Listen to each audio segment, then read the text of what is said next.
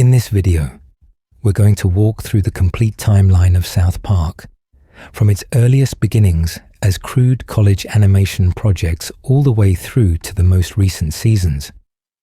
We'll explore how this little mountain town has evolved over nearly 3 decades, how the characters have grown and changed, and how the show itself has transformed from shock comedy into one of the sharpest pieces of social commentary on television. Long before South Park became the cultural phenomenon that would define Comedy Central and push the boundaries of what animated television could say and do, it existed as something much simpler and stranger. The story begins in 1992 at the University of Colorado at Boulder, where 2 film students were about to create something that would change television forever, though they had absolutely no idea that's what they were doing. Trey Parker and Matt Stone met in film class during their time at the university. Stone was actually a math major, while Parker studied music, but they both shared a deep love for filmmaking and discovered they had remarkably similar senses of humor.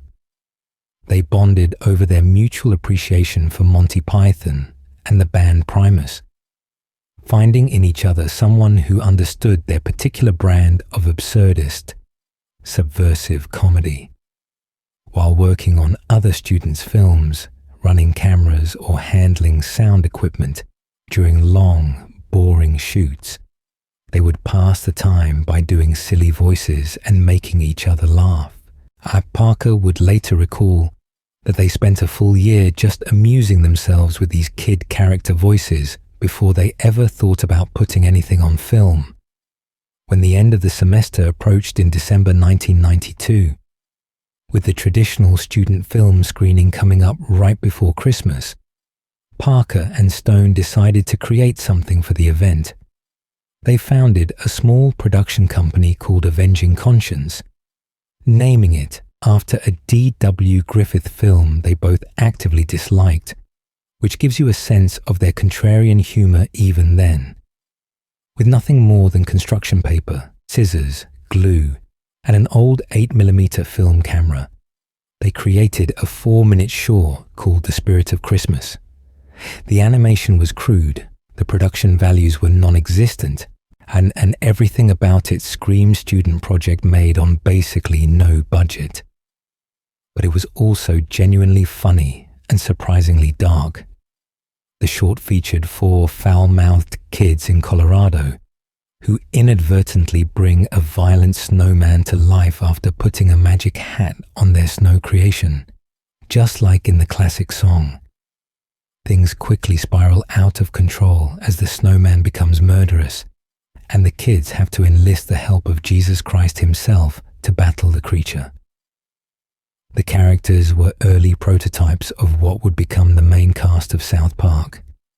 There was a character who looked like what we now know as Cartman, except he was named Kenny. There was a hooded boy who looked like the eventual Kenny McCormick, though he wasn't named. And there were 2 other boys who resembled Stan and Kyle, also unnamed at this point. The short established several elements that would become South Park staples. The kids lived in snowy Colorado. They swore constantly and creatively. Someone died in a horrible way, and there was a moral lesson wrapped up in all the chaos by the end. The student screening went well enough that Parker and Stone felt proud of what they'd accomplished, but they quickly moved on to other projects. They spent the next few years working on their feature-length student film, Cannibal the Musical, which became a cult classic in its own right, and then moved to Los Angeles, hoping to break into the film industry. They had fans and connections in Hollywood, people who appreciated their work, but like most young filmmakers trying to make it, they spent a couple of years struggling to pay rent and wondering if they'd ever get their big break. And that break came in 1995 through a Fox executive named Brian Graden. Graden had seen the original Spirit of Christmas short at some point and was impressed enough by it that when he caught up with Parker and Stone at a screening of one of their projects, he asked if they'd be willing to create something for him. He wanted an animated video Christmas card that he could send to his friends in the industry, and he offered them $2,000 to make it happen. For Parker and Stone, who were scraping by at the time, this was an opportunity they couldn't pass up.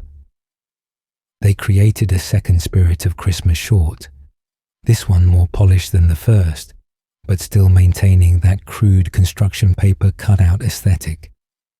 This version had a more established setting that was explicitly named South Park, and the characters were referred to by their now familiar names for the first time. Stan, Kyle, Cartman, and Kenny appeared as recognizable versions of themselves. The plot involved Jesus and Santa Claus getting into a violent fight over who represented the true meaning of Christmas, with the kids caught in the middle. Brian Boitano, the Olympic figure skater, made a bizarre cameo appearance. The short established more of the series' DNA, including Cartman's anti-Semitism, Kenny's death, with rats consuming his corpse afterward, and the blend of crude humor with genuine heart that would become the show's signature. Graydon distributed the video to about 80 friends in the entertainment industry. And that's where things got interesting. This was 1995, right when the internet was starting to become a thing that regular people had access to. Someone digitized the Spirit of Christmas short and uploaded it online, making it one of the very first viral videos in internet history. It spread through Hollywood like wildfire. Everyone was talking about this insane, offensive, hilarious animated Christmas card. The buzz was incredible.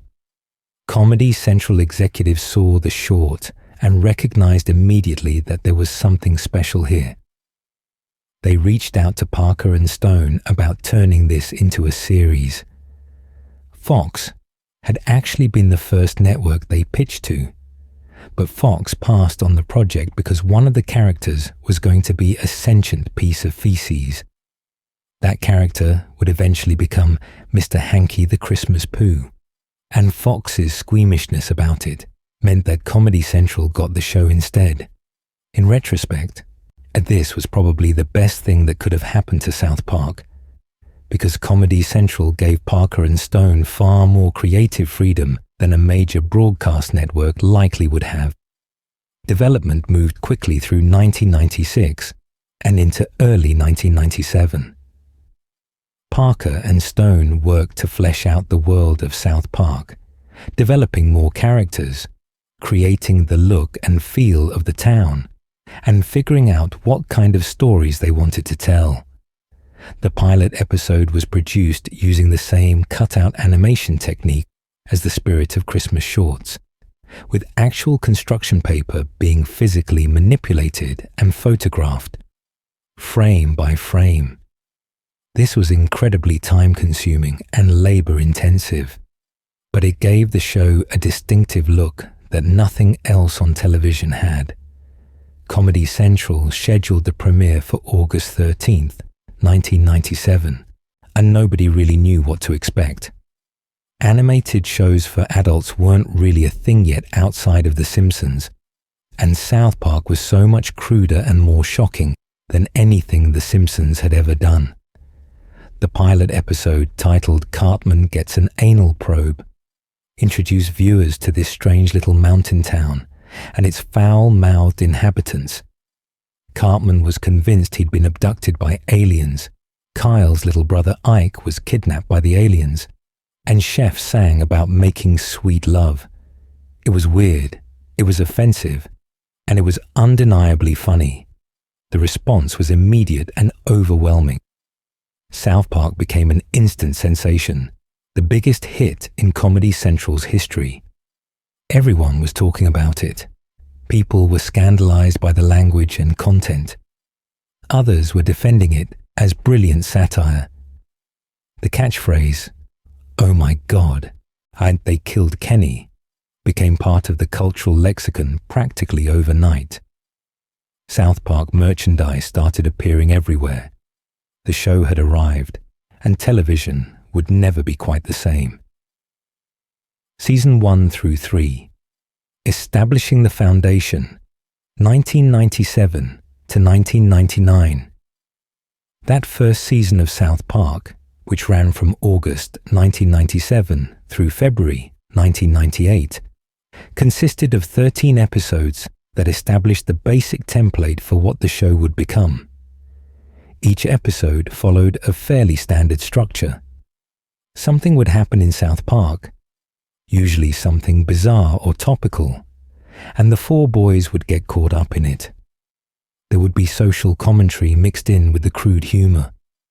Kenny would die in increasingly creative ways, prompting Stan to exclaim, "Oh my God, they killed Kenny," and Kyle to respond, "You bastards."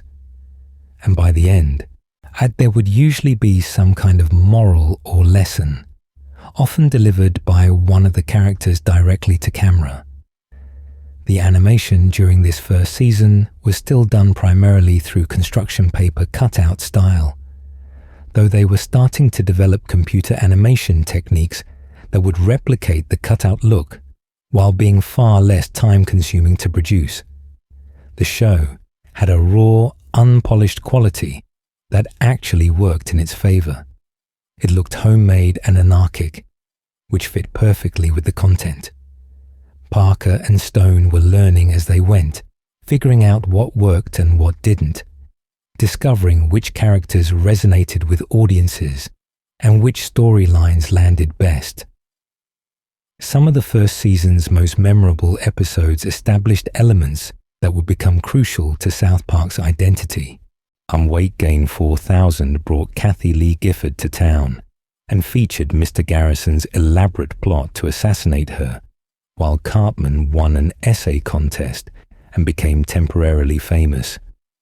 Big Gay Al's Big Gay Boat Ride introduced the character of Big Gay Al and tackled homosexuality in a surprisingly sweet way for such a crude show. It showed that beneath all the profanity and shocking content, South Park actually had something thoughtful to say about acceptance and tolerance. Mr. Hanky the Christmas Pooh became one of the show's first controversial classics. The idea of a talking Christmas Pooh was so absurd and disgusting that some people couldn't believe Comedy Central actually aired it, but it was also genuinely funny and contained real commentary about how Christmas had become over-commercialized and how people were afraid to express religious sentiments for fear of offending anyone. The episode showed that Parker and Stone weren't just trying to be shocking for shock's sake. They were using the shocking elements to make points about society and culture. Cartman's Mom is a Dirty Slut, the season finale, ended on a cliffhanger about who Cartman's father was. The episode revealed that his mother had been with so many men that paternity was impossible to determine without testing.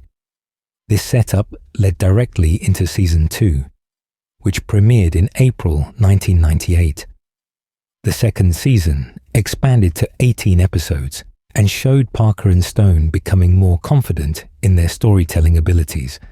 The Cartman's Mom is still a Dirty Slut resolution episode famously aired after a long delay, with Comedy Central running a Terrence and Phillip special in its place on April Fool's Day 1998, infuriating fans who desperately wanted to know who Cartman's father was.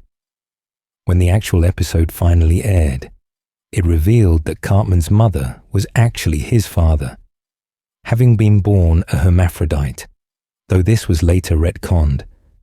The real identity of Cartman's father would eventually be revealed years later as Jack Tenorman, making the events of Scott Tenorman Must Die even darker in retrospect. Season 2 introduced more characters who would become series regulars.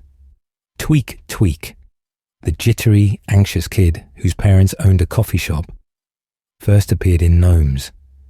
Jimmy Valmer, who would become one of the most endearing characters on the show despite, or perhaps because of his disabilities, made his debut. The season also featured some of South Park's most ambitious episodes to date. Chef Aid, which dealt with a lawsuit against Chef over a song, featured real musicians including Ozzy Osbourne, Elton John, and members of Meatloaf's band. The show was proving that despite its crude animation and offensive content, it could attract serious talent. The show's willingness to tackle any subject, no matter how controversial, was on full display in Season 2. Sexual Harassment Panda introduced a character meant to teach kids about sexual harassment, but who took things to absurd extremes. Chicken Lover had Officer Barbrady learning to read while a criminal molested chickens around town. Conjoined Fetus Lady dealt with the school nurse's disability and how people's attempts to be politically correct could actually be more harmful than helpful. These weren't just random shock moments. Parker and Stone were developing a consistent worldview and using South Park as a vehicle to express it. Kenny's deaths remained a centerpiece of the show's identity during these early seasons. The ways in which he died became increasingly elaborate and inventive. He was crushed by a space station, impaled by a flagpole, trampled by a herd of cattle, run over by trains, spontaneously combusted, and died in countless other ridiculous ways. The running gag was that no matter how he died, he would be back in the next episode with no explanation given, and no one seeming to remember that he'd been killed. On this defiance of normal continuity and logic became part of what made South Park unique. It wasn't trying to maintain a consistent reality. It was operating in a cartoon universe where the rules could change from episode to episode depending on what was funniest. Season 3, which aired from April 1999 through January 2000, represented another leap forward in terms of production values and storytelling sophistication. The animation was now fully computer-generated, though it still maintained the construction paper cutout aesthetic. This meant episodes could be produced much faster, which would eventually allow the show to comment on current events in near real time.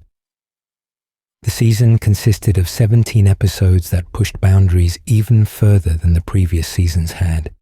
Rainforest Schmainforest took on environmental activism and showed that Parker and Stone were willing to mock progressive causes just as readily as conservative ones.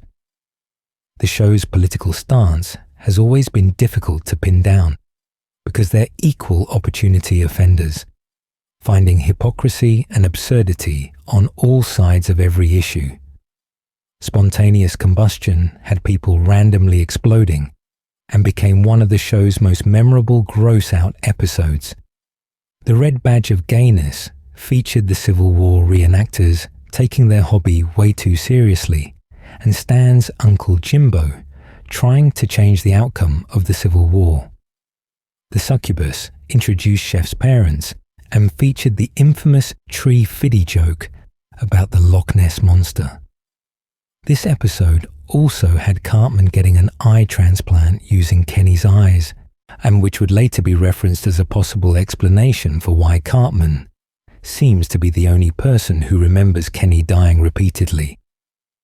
These little continuity nods were becoming more common, showing that despite the show's anarchic nature, Parker and Stone were paying attention to their own mythology.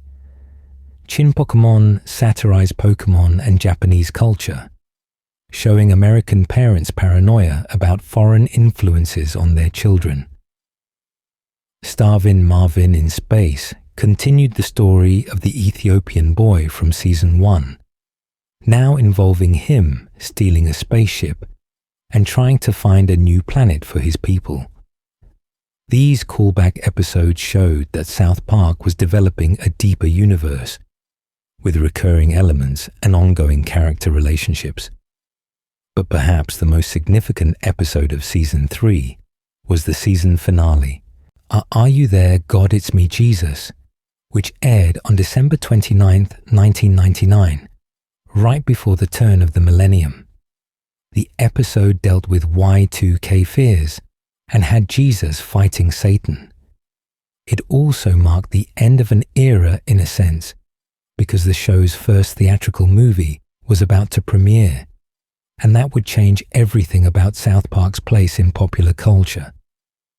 Throughout these first 3 seasons, South Park had established itself as more than just a shocking cartoon. It had developed a consistent voice, a clear perspective on social and political issues, and a cast of characters that audiences genuinely cared about despite, or perhaps because of how terrible they could be to each other. The show had proven that animation could be used for sharp adult satire in ways that hadn't been attempted since the early days of The Simpsons, and it had done all of this while maintaining the crude, offensive edge that made it stand out in the first place. The early seasons also established the show's production philosophy that would serve it well for decades to come. Parker and Stone maintained creative control over everything, writing and directing the vast majority of episodes themselves. They weren't afraid to offend anyone, but they also weren't just being shocking for its own sake. Every crude joke, every offensive moment, every boundary being pushed had a purpose behind it, even if that purpose was sometimes just making each other laugh.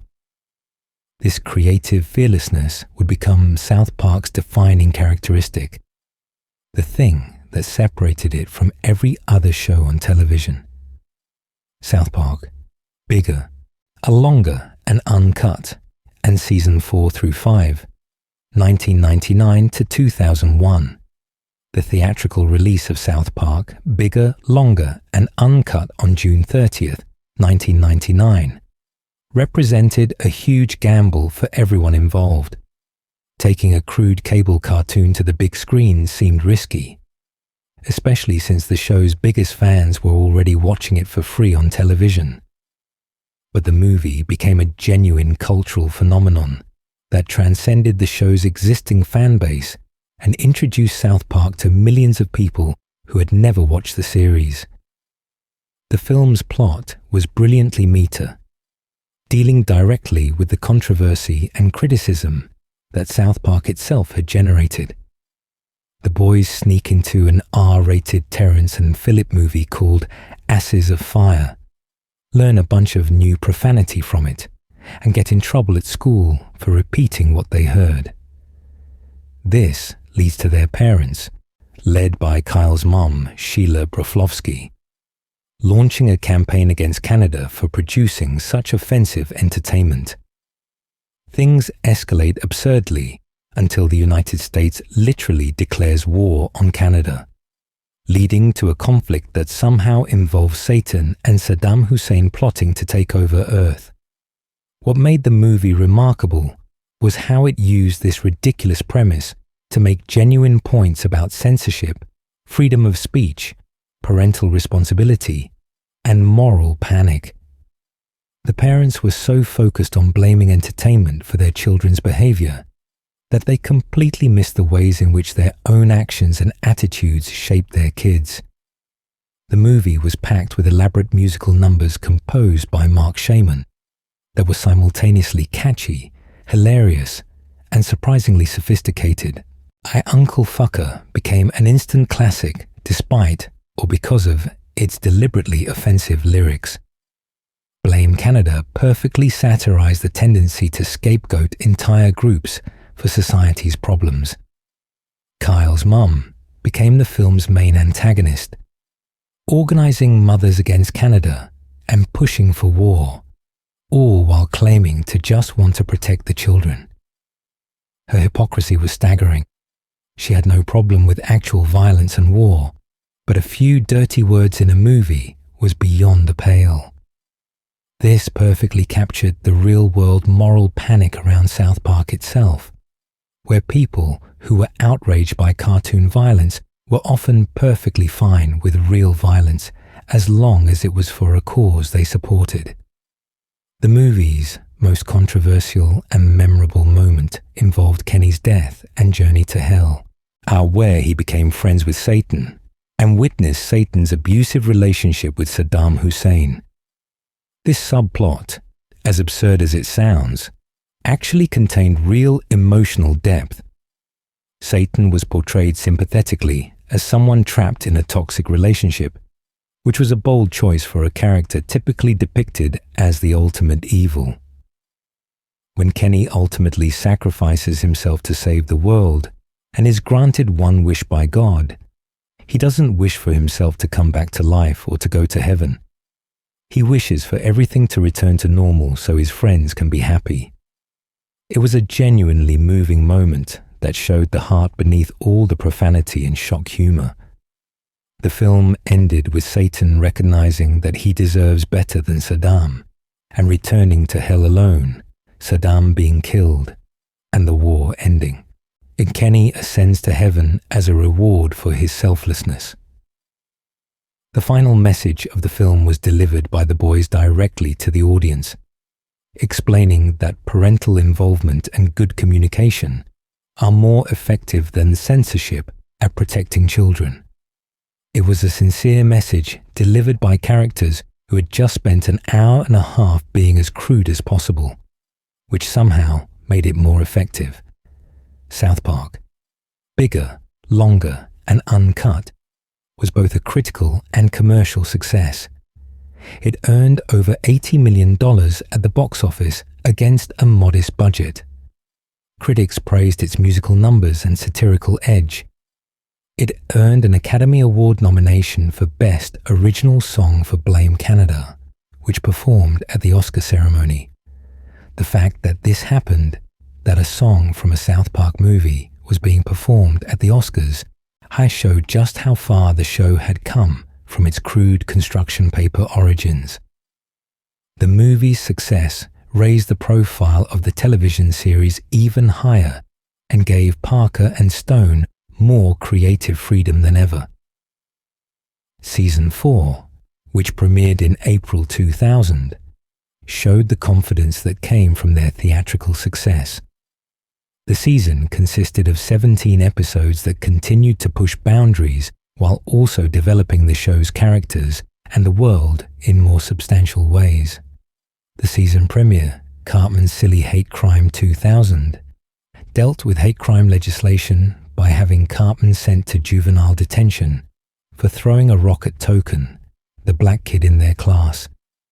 The episode questioned whether a crime should be punished more severely just because of the victim's identity, a genuinely thorny ethical question that South Park handled with surprising nuance despite all the jokes about going to juvie and prison rape. Probably the biggest change in Season 4 was the 4th grade episode, which had the boys advancing from 3rd to 4th grade. This might seem like a small thing, but it represented significant character development in a show that usually maintained a static status quo. The boys got a new teacher, Miss Choksondik, after Mr. Garrison temporarily left the school to come to terms with his sexuality. This was the beginning of Mr. Garrison's long journey through various sexual identities, which would become one of the show's most extended character arcs. Timmy 2000 introduced Timmy, and who became one of South Park's most beloved characters, despite or because of being unable to speak beyond saying his own name and a few other words. The episode satirized overdiagnosis of ADHD in children and showed South Park's willingness to include characters with disabilities without treating them as objects of pity or making them purely inspirational. Timmy was just another kid who happened to have more significant challenges than most, and the show treated him accordingly. Something You Can Do With Your Finger dealt with the boy band craze of the late 1990s and featured Randy Marsh's backstory of having been in a boy band called the Ghetto Avenue Boys. This episode was significant for starting to develop Randy as more than just Stan's dad. He would gradually become one of the show's most important characters, eventually taking over as the main character in many episodes. But that transformation started with episodes like this that gave him more depth and personality. Cartman Joins, Nambla, became one of the season's most controversial episodes, dealing with the North American Man-Boy Love Association and their predatory intentions toward children. It was exactly the kind of subject matter that most shows would never touch, but South Park used it to make points about how evil can hide behind the language of acceptance and civil liberties. The episode also provided the first in-universe explanation for how Kenny kept coming back after dying, showing his parents giving birth to a new baby, who they also named Kenny. Do the Handicapped Go to Hell? And probably a two-part episode had the boys becoming terrified of going to hell after learning about Catholic theology.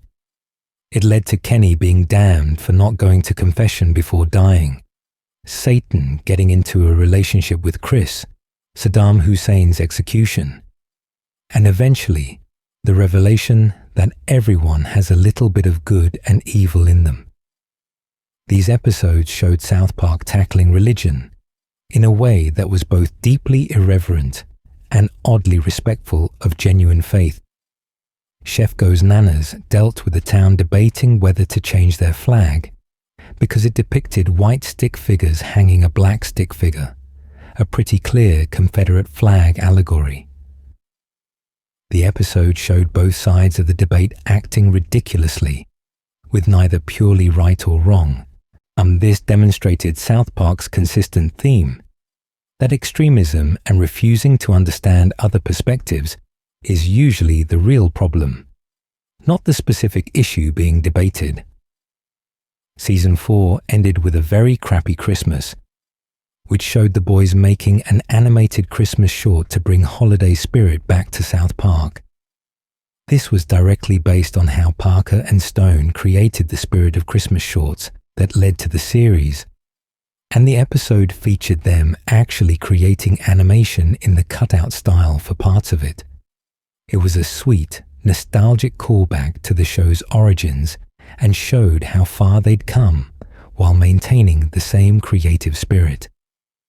Season 5, which ran from June through December 2001, represented another evolution in the show's storytelling capabilities.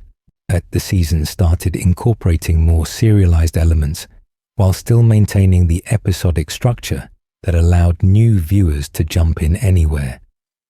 The season would also feature one of the show's most shocking and significant moments, Kenny's permanent death. Scott Tenorman Must Die, which aired in July 2001, became one of South Park's most famous and darkest episodes.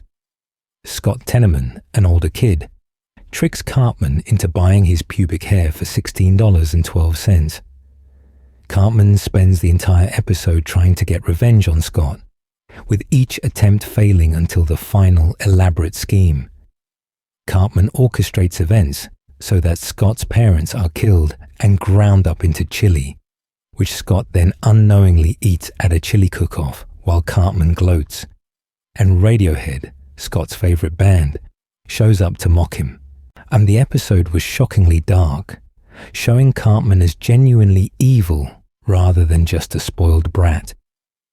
Years later, it would be revealed that Scott Tenorman's father was actually Cartman's biological father as well, meaning Cartman had unknowingly killed his own father and fed him to his half-brother.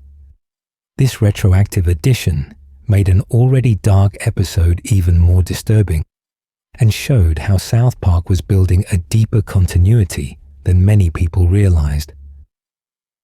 Towley introduced one of the show's strangest and most memorable characters, a sentient towel who loved getting high and gave terrible advice. The character was deliberately obnoxious and unhelpful, which was the joke, but Towley resonated with audiences and became a recurring character. The episode satirized marijuana culture and corporate product tie-ins, while telling a ridiculous story about the Boys Okama Game Sphere being stolen by the military. Super best friends brought together religious figures including Jesus, Buddha, Moses, Muhammad, Krishna, Joseph Smith, Lao Tzu, and Seaman to battle David Blaine and his cult. The episode is notable now primarily for featuring an image of Muhammad, which would later become impossible due to threats and violence from extremists. At the time, nobody thought twice about it. The character was portrayed respectfully alongside the other religious figures, demonstrating that South Park's approach to religion was generally to mock everyone equally, rather than targeting any specific faith. It Hits the Fan had every character saying the word shit constantly after it was allowed on television in the show's universe. The episode was actually about censorship and how removing the taboo from language takes away its power. But mostly, it was an excuse to say shit 162 times in 22 minutes, which was genuinely shocking on cable television in 2001. The episode showed South Park's ability to make serious points about language and censorship while also just being juvenile and silly. But the season's most significant episode by far was Kenny Dies, which aired in December 2001. Kenny contracted a terminal muscular disease and actually died for real, not in a comical way, but in a hospital bed, fading away while Stan and Kyle watched helplessly. Cartman attempted to legalize stem cell research to save Kenny, and not out of friendship, but because he wanted to use stem cells to create his own Shakey's Pizza franchise. The episode was genuinely sad despite the absurdist elements, and it ended with Kenny actually dying and staying dead. This wasn't just another Kenny death. The episode made clear that this was permanent. There was no resurrection, no new baby Kenny showing up next episode. Kenny was gone. Stan and Kyle attended his funeral. The character simply didn't appear in the episodes going forward.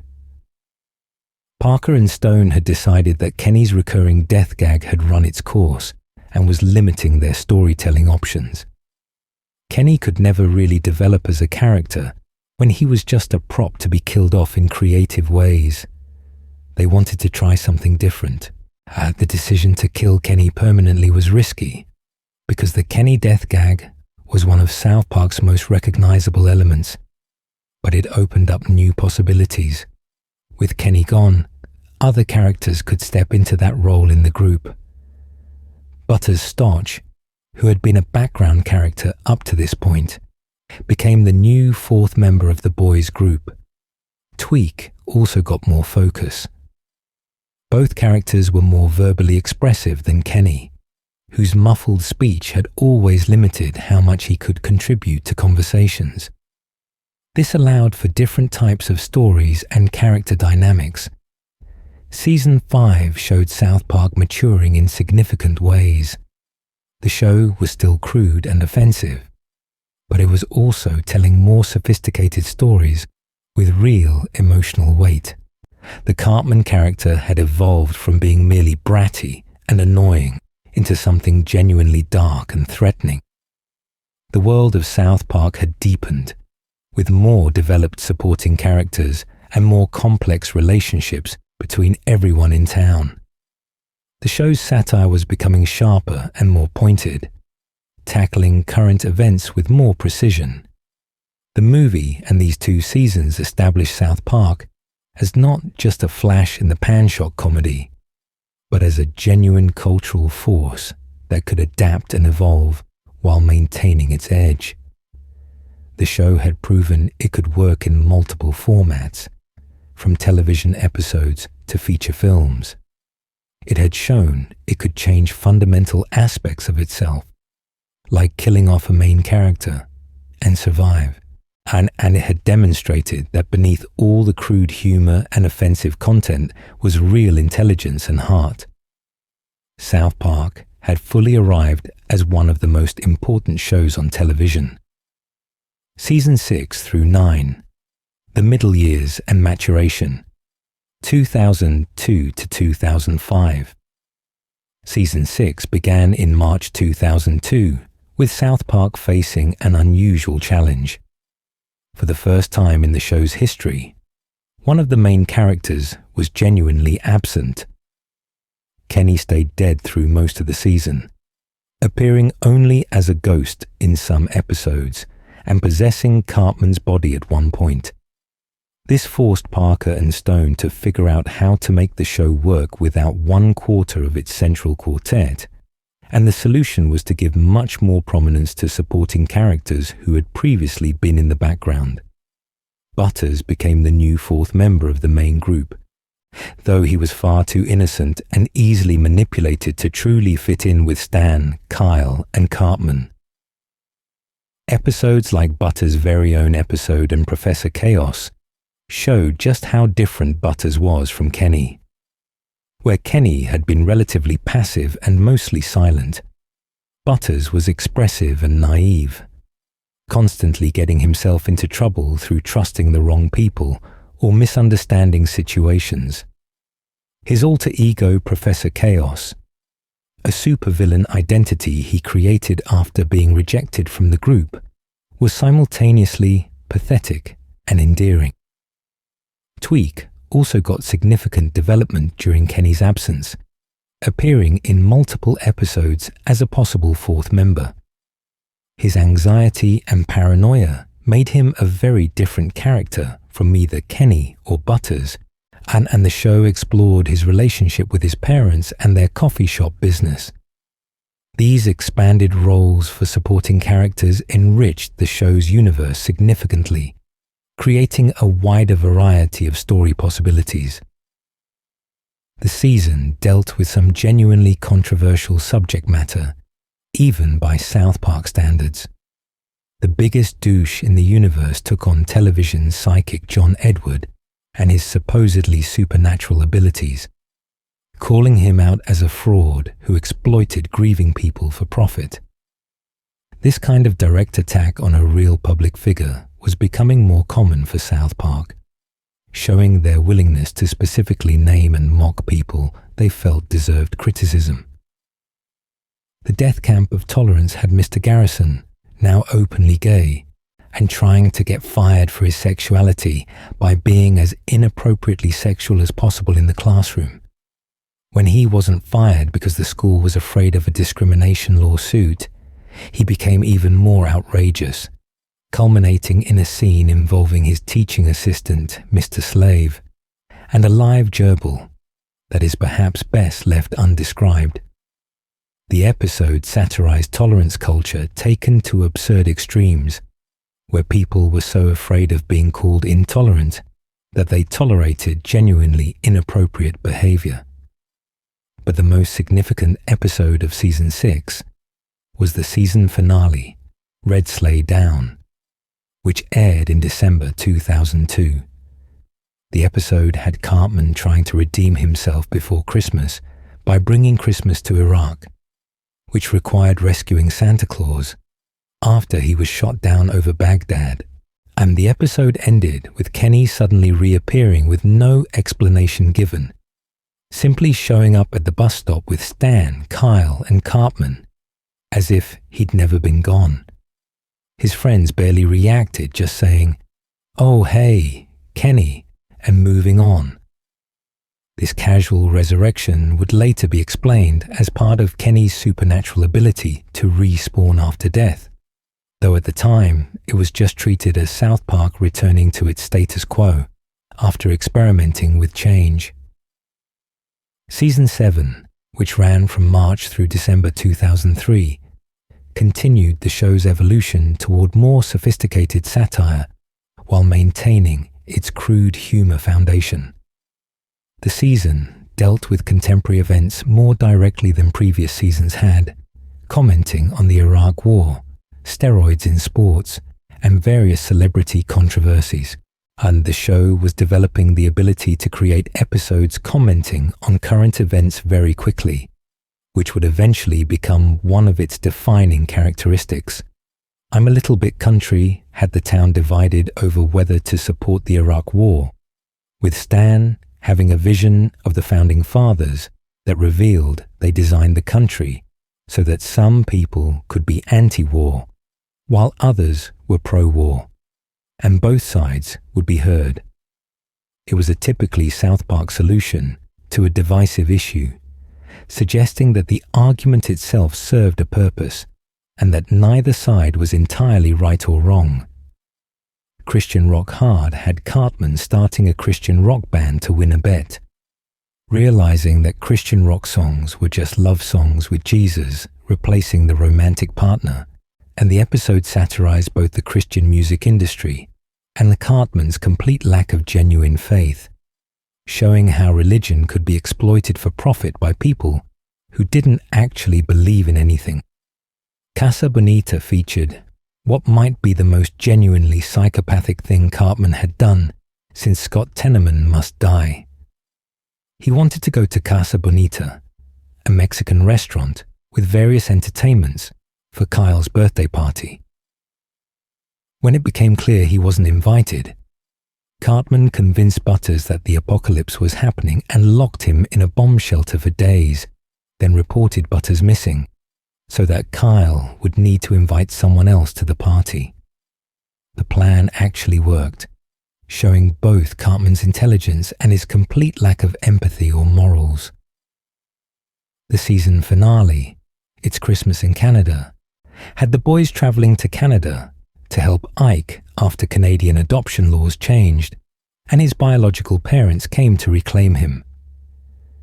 The episode showed how much the characters had developed genuine relationships and emotional connections, with Kyle desperately trying to keep his adopted brother despite not being related by blood. Season 8, which aired throughout 2004, showed South Park at the height of its powers. The animation had improved significantly, while maintaining its distinctive style. The writing was sharper than ever, and the show's cultural influence was at its peak. Every episode seemed to generate discussion and controversy, which is exactly what Parker and Stone wanted. And Good Times with Weapons became one of the season's most memorable episodes for its beautiful anime-style sequences, showing how the boys imagined themselves when playing with martial arts weapons they bought at a fair. The contrast between the gorgeous anime animation and the crude South Park style perfectly captured the gap between childhood imagination and reality. The episode also featured the song Let's Fighting Love, a pitch-perfect parody of anime opening themes that became a fan favorite. Up the Down Steroid dealt with Jimmy using steroids to compete in the Special Olympics, while Cartman pretended to be disabled to compete in the same event, thinking it would be easy to win. Both storylines were deeply controversial, but made legitimate points about athletic competition, performance-enhancing drugs, and society's attitudes toward disability. The episode walked the line between offensive and insightful in the way only South Park could manage. The Passion of the Jew took on Mel Gibson's controversial film, The Passion of the Christ, showing Gibson as a complete lunatic and suggesting that the film was essentially anti-Semitic torture porn disguised as religious cinema. When Stan and Kenny demanded a refund after hating the movie, Gibson chased them while acting like a deranged madman, pooping on people and engaging in bizarre behavior. The episode resulted in actual controversy, with Gibson fans outraged at his portrayal.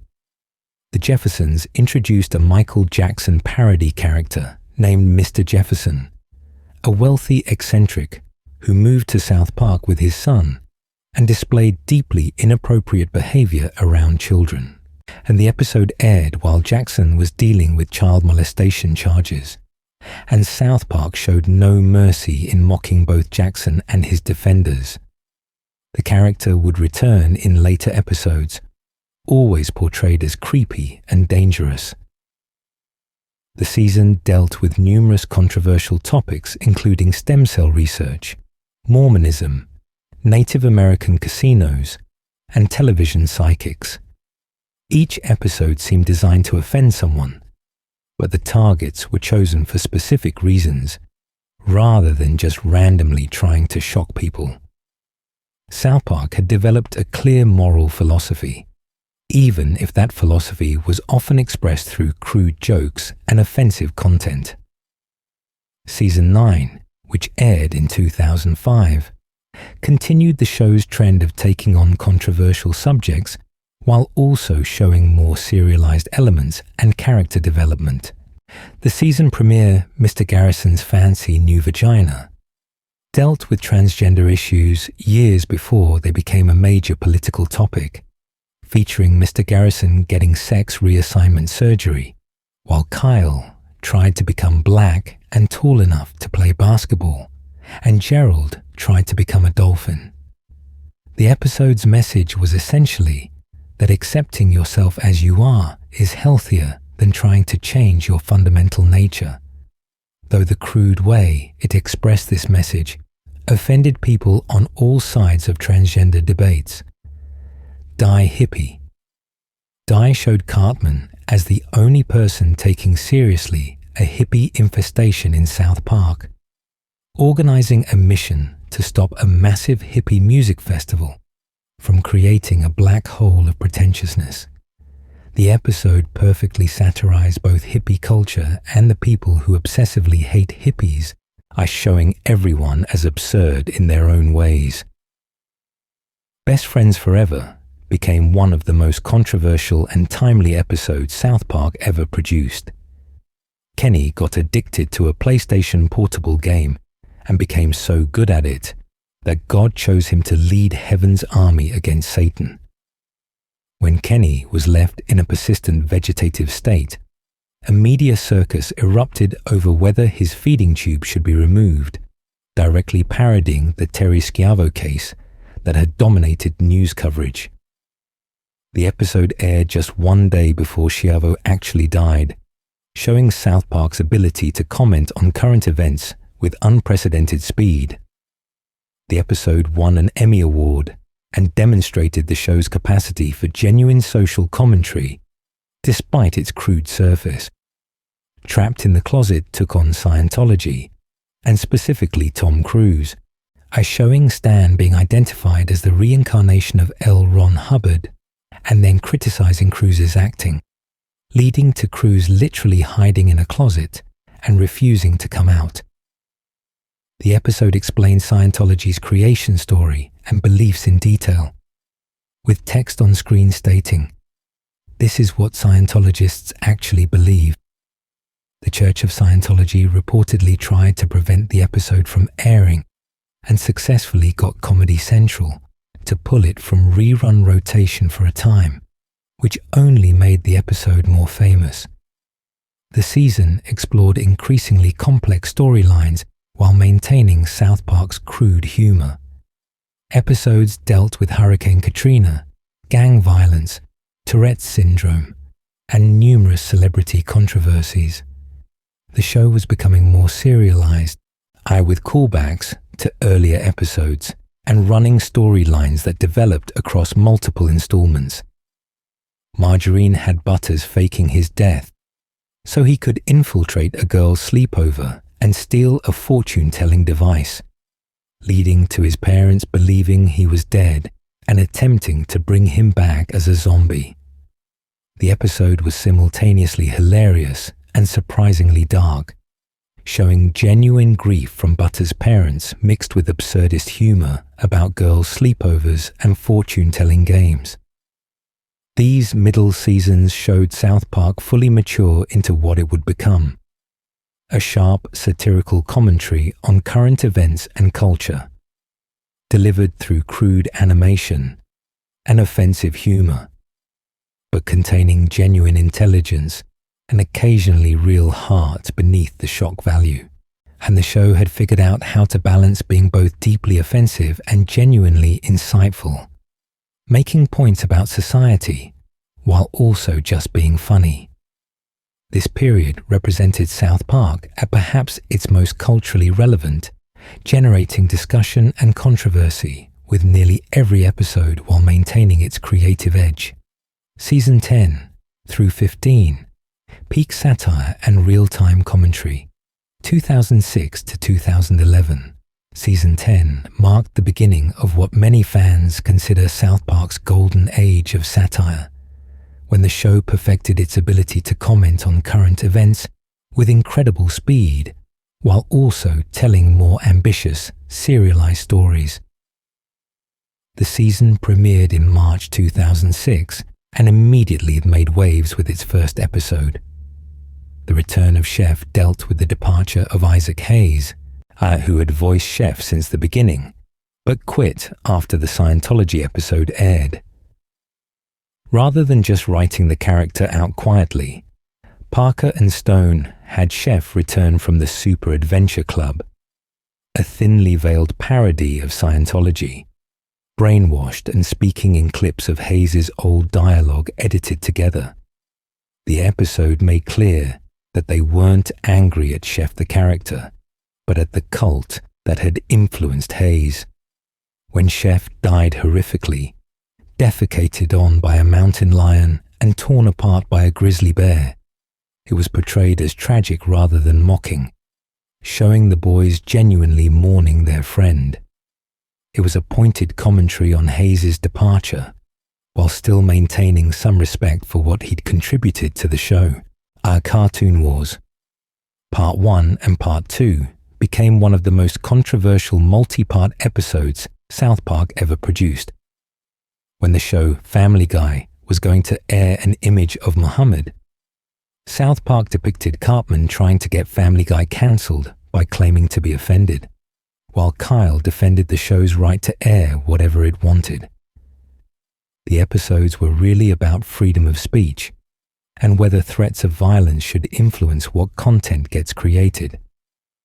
Comedy Central actually censored the image of Muhammad from the South Park episode itself, which Parker and Stone saw as proving their point about how fear was driving censorship decisions. Make Love Not Warcraft created an entire episode largely animated within World of Warcraft, showing the boys spending months playing the game to defeat a griefer who was ruining it for everyone else, and the episode was surprisingly respectful of gaming culture, while also satirizing the commitment required for massively multiplayer online games. It captured the genuine emotions and social dynamics of online gaming while being very funny, and it won an Emmy Award. Hell on Earth 2006 had Satan throwing a massive Halloween party in Los Angeles and trying to keep both Biggie Smalls and Ted Bundy off the guest list. Meanwhile, the boys were dealing with a kid at school who kept threatening to kill himself unless they attended his party. The juxtaposition of Satan's party planning with genuinely sad commentary on how people use suicide threats to manipulate others made for one of the show's stranger episodes. The season showed South Park becoming more ambitious with its storytelling while maintaining its satirical edge. Episodes dealt with harassment, the death of Steve Irwin, hybrid cars and smug emissions, and numerous other topical subjects. The show's production schedule allowed them to create episodes in about a week, meaning they could respond to events almost in real time. Season 11, which aired in 2007, continued this trend of rapid response satire combined with more elaborate storytelling. The Snook dealt with a supposed terrorist plot, while satirizing both government paranoia and people's willingness to suspect Muslim Americans of being terrorists. Fantastic Easter Special revealed an elaborate conspiracy involving Jesus, the Pope, and killer rabbits, showing South Park's ability to create ridiculous mythology around real-world topics. The Guitar Hero episode, Guitar Queer imperfectly captured both the appeal of music video games and how obsession with them could damage real friendships. When Stan and Kyle had a falling out over Guitar Hero, It mirrored real band breakups over egos and competition. The episode showed Parker and Stone's understanding of gaming culture evolving beyond just mocking it. Imagination Land, a 3-part epic that aired across several weeks, represented one of South Park's most ambitious storylines. The boys discovered a portal to Imagination Land, where every imaginary character ever created existed together. When terrorists attacked Imagination Land and released the evil imaginary characters, it led to a massive battle between good and evil fictional characters, while the government tried to contain the situation. Meanwhile, Cartman was pursuing Kyle to make him suck his balls as payment for a bet. The storyline combined elaborate fantasy world-building with South Park's crude humor, showing the importance of imagination and storytelling while also being absolutely ridiculous. The trilogy dealt with deep questions about the nature of reality and imagination. If imaginary things can affect the real world through influencing people's thoughts and actions, are they truly less real than physical things? The episodes featured dozens of cameo appearances from fictional characters, elaborate action sequences, and surprisingly thoughtful commentary on storytelling's role in human culture. It won an Emmy and showed South Park's ability to tell ambitious stories while maintaining its distinctive voice. Season 12, which aired in 2008, dealt with the presidential election, the financial crisis, and numerous other major events. The season premiere, Tonsil Trouble, had Cartman contracting HIV from a blood transfusion and forcing Kyle to give him his blood after Kenny and Kyle were accidentally cured by Magic Johnson. The episode was controversial for its treatment of AIDS, but made points about access to medical treatment and pharmaceutical company incentives. Britney's New Look brutally satirized both Britney Spears and the media coverage of her meltdown. The episode showed Spears as sympathetic, driven to try to kill herself by constant harassment and invasion of privacy, while revealing that society periodically sacrificed celebrities as a ritual offering for good harvest. It was dark and uncomfortable, and making the audience complicit in celebrity destruction by showing how entertainment coverage of real people's suffering was essentially human sacrifice for modern times. The China program had Cartman convinced that the Chinese were going to invade America after watching Indiana Jones and the Kingdom of the Crystal Skull, which he found so bad it constituted rape of the Indiana Jones franchise. The episode used ridiculous kung fu action sequences while making actual points about American fears of Chinese economic power and the disappointment of beloved franchises being revived poorly.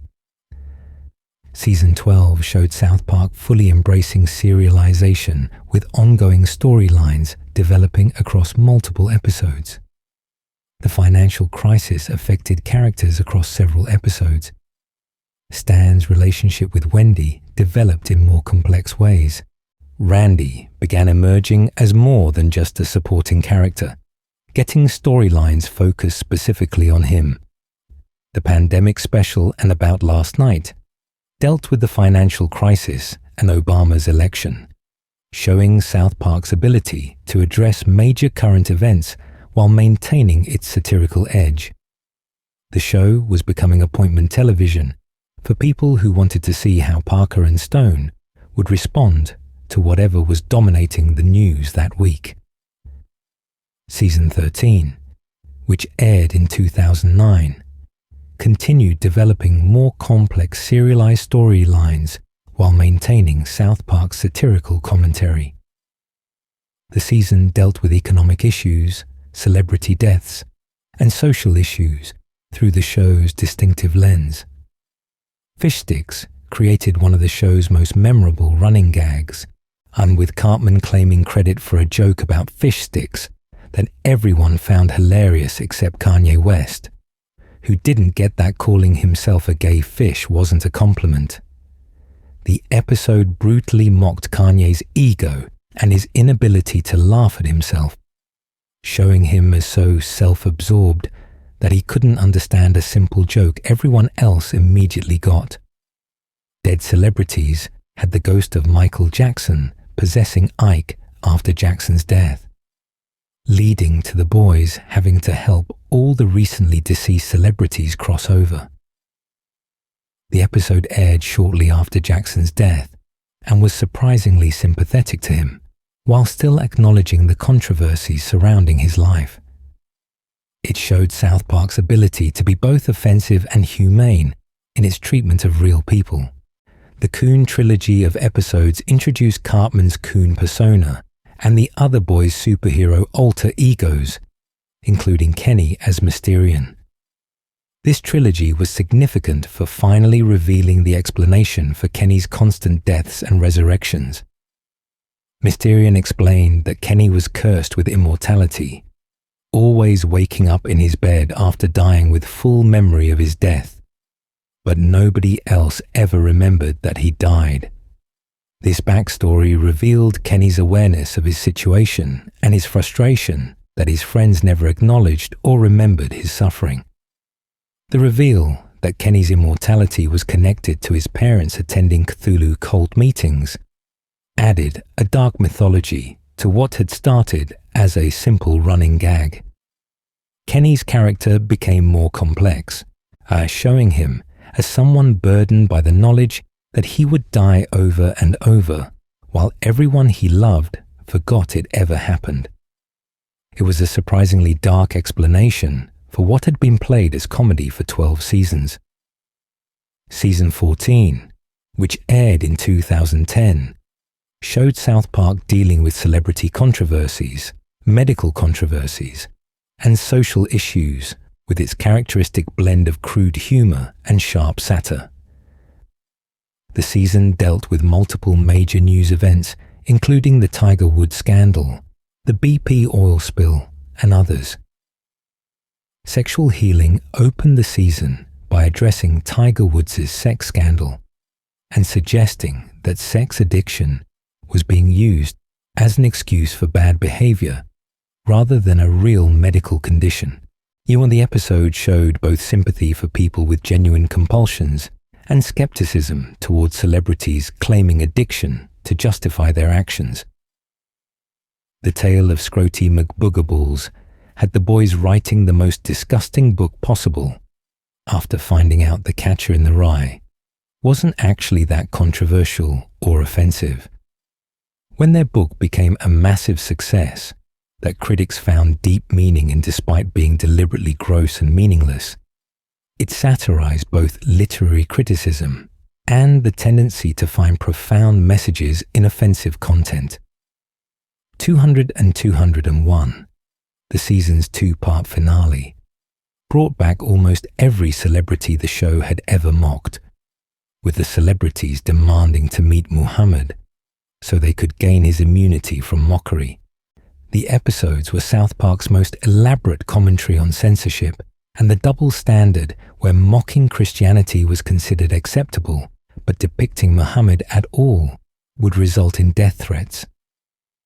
Comedy Central heavily censored both episodes, bleeping out not just the word Muhammad, but also any mention of specific threats made against Parker and Stone. And the episodes have never been available for streaming or released on DVD. The censorship itself became the story, proving South Park's point about fear driving content decisions. Season 15, which aired in 2011, dealt with economic anxiety, natural disasters, and social changes while developing the show's mythology and character relationships. You're Getting Old and Asperger's formed a two-part storyline that got surprisingly dark, with Stan becoming depressed and seeing everything as literal crap, unable to enjoy anything anymore. His parents' marriage fell apart. Randy moved to a different town. The storyline dealt with depression and changes in life in an unusually somber way for South Park.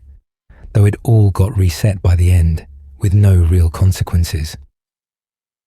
Crack Baby Athletic Association had Cartman starting a sports league exploiting babies addicted to crack, which was played as both absurd comedy and pointed commentary on how college athletics exploited athletes without compensating them.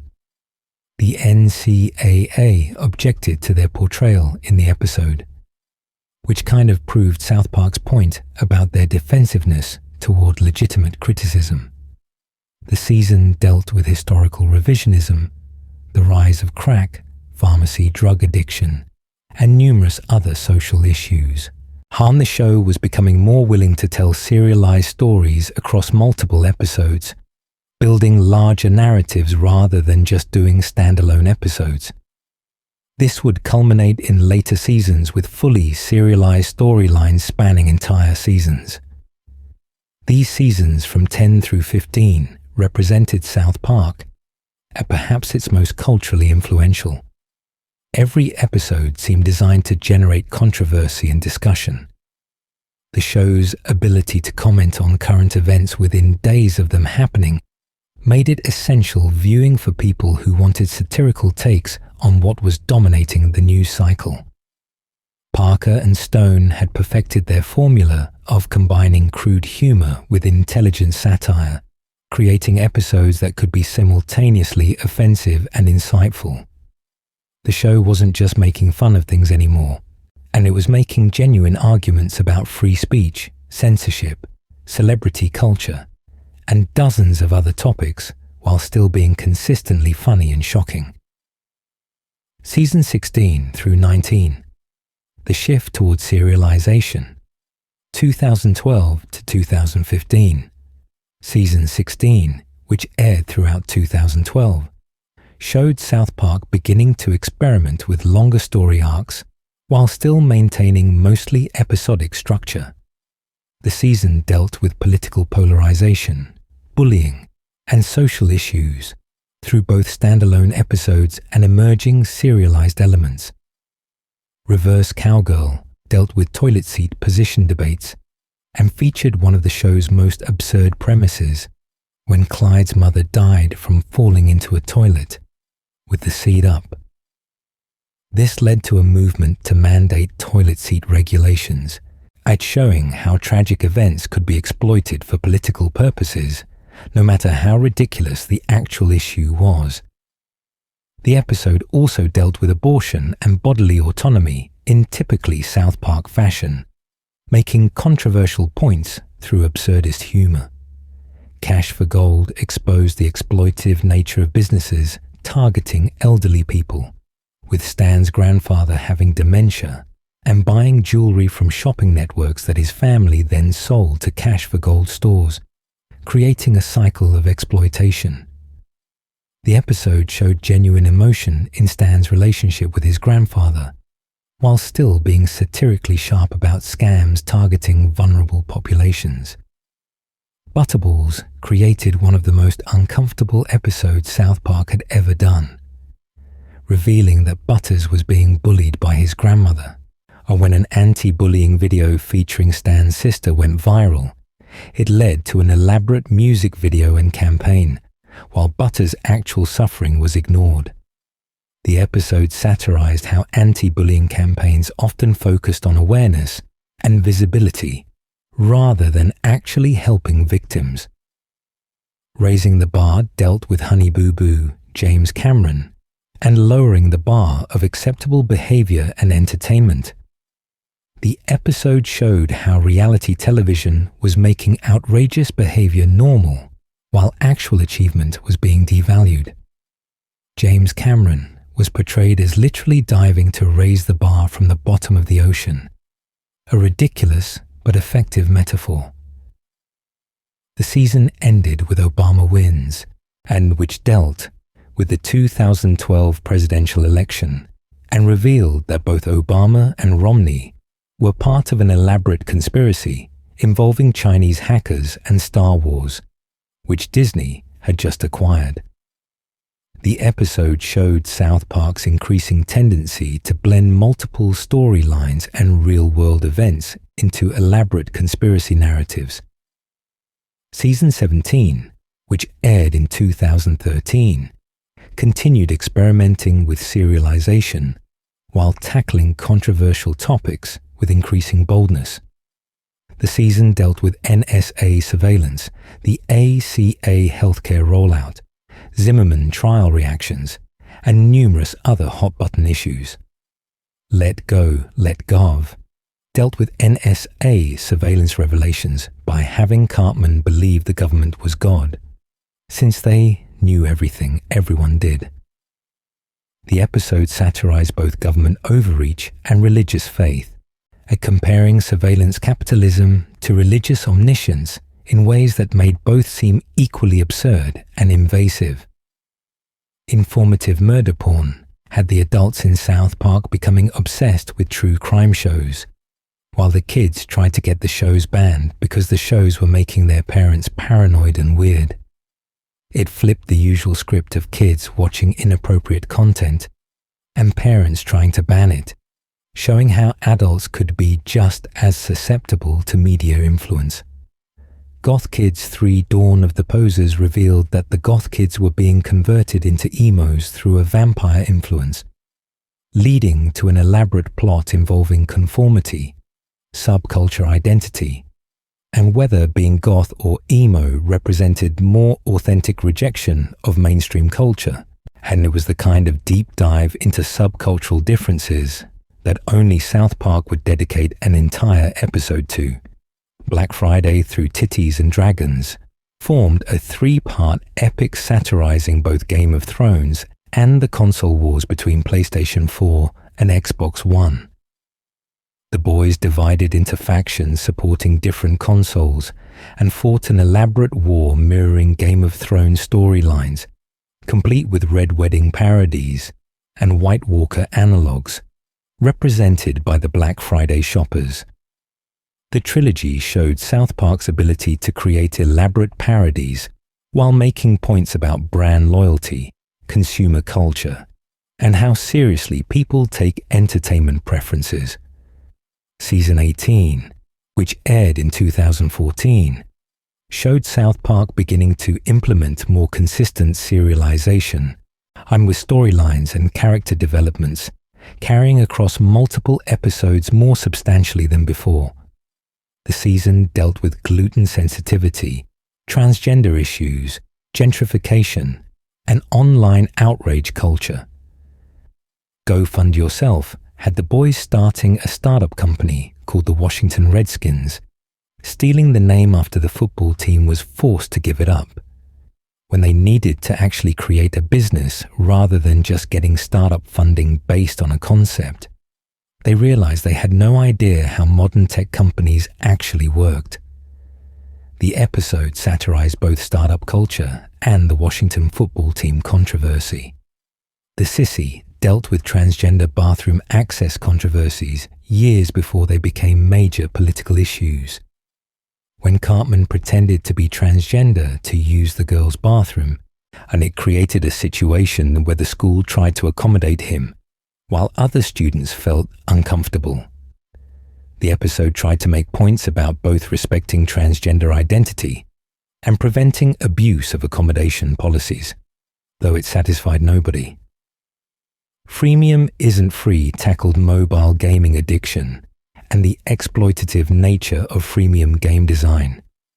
When Stan became addicted to a Terrence and Phillip mobile game, the episode revealed how these games were deliberately designed to exploit people with addictive tendencies, comparing them to gambling and other addictions. The Magic Bush dealt with drones and surveillance, with Cartman using a drone to spy on people and accidentally filming a woman on her toilet, leading to mass drone deployment and privacy violations. The episode made pointed comments about how surveillance technology was being normalized, while making invasions of privacy seem acceptable. Rehash and Happy Holograms formed a 2-part season finale that introduced PewDiePie, dealt with the commercialization of Let's Play videos, and revealed that advertisements had become sentient and were controlling humanity. The storyline was bizarre even by South Park standards, with Stan's grandfather shooting up a retirement home while YouTube celebrity culture was satirized, showing how entertainment and advertising had merged into something that no longer even pretended to care about quality or meaning. Season 19, which aired in 2015, represented South Park's most ambitious serialization experiment up to that point, with storylines and character developments carrying throughout the entire season. The season dealt with political correctness, gentrification, advertising, and social justice movements in ways that generated massive controversy. Stunning and Brave introduced PC Principal, who became the new principal at South Park Elementary after Principal Victoria was fired for not being politically correct enough. PC Principal was a fraternity bro, who was also aggressively politically correct, which seemed like a contradiction, but represented a real cultural phenomenon of people weaponizing progressive language to bully and control others. The episode showed PC Principal beating up Cartman for making jokes, suggesting that political correctness was being enforced through violence and intimidation rather than persuasion. The city part of town dealt with gentrification and how South Park was trying to attract wealthy residents by renovating Sodasopa, an area built on top of Kenny's poor neighborhood. The episode showed how gentrification displaced poor communities while claiming to improve neighborhoods for everyone. Kenny's family being forced to look at upscale shops and restaurants through their windows while remaining poor was a powerful image of how inequality persisted even in revitalized areas. The season's ongoing storyline involved ads becoming sentient and trying to manipulate humanity, while also revealing that Leslie, a student at school, was actually an ad in human form. Meanwhile, Cartman and Heidi developed a surprisingly sweet relationship after both deleting their social media and connecting over being unplugged from online culture. And these serialized elements showed South Park trying to tell longer-form stories rather than just commenting on individual events. Sponsored content, truth and advertising, and PC Principal Final Justice formed the season finale trilogy, revealing an elaborate conspiracy involving ads, PC culture, gun violence, and the attempts to control human behavior through various means. The storyline became almost incomprehensibly complex, with multiple parallel plots about news media, advertisements posing as news, gun advocates, and PC Principal's connection to all of it. The season ended with PC Principal remaining as principal despite supposedly being part of the conspiracy, suggesting that political correctness had become so entrenched that even exposing its problems couldn't dislodge it. Season 19's ambitious serialization experiment was both praised and criticized. Some fans loved the more complex storytelling and ongoing character development. Others felt the serialized structure made episodes less rewatchable and made the show too focused on current events that would quickly feel dated. Based on their subsequent creative choices, it appears Parker and Stone recognized that while some serialization improved the show, fully serializing every episode created problems when storylines didn't resolve cleanly or when real-world events made their planned stories irrelevant. These seasons from 16 through 19 showed South Park evolving from a primarily episodic show into something more serialized and complex. The experimentation with longer storylines allowed for more character development and more elaborate plots. Randy especially benefited from serialization, with storylines about his various obsessions and schemes developing across multiple episodes rather than getting resolved within 22 minutes. But the increasing serialization also meant that episodes became less standalone, which had advantages and disadvantages depending on whether you were a dedicated viewer following every episode or someone who just wanted to watch random episodes occasionally. Season 20 through 21. Peak serialization and political commentary. 2016 to 2017, Season 20, which aired from September through December 2016, represented South Park's most fully serialized season ever attempted. The entire season told one continuous story about internet trolling, the 2016 presidential election, nostalgia, and gender wars. It was an ambitious experiment that had to adjust in real time to events nobody predicted. The season opened with member berries, small berries that made people feel nostalgic for the past, while subtly pushing nationalist and regressive attitudes. The member berries became addicted to by adults throughout the season, representing how nostalgia was being weaponized in the 2016 election. People weren't voting based on policy proposals for the future, but on vague feelings that the past was better and wanting to return to it.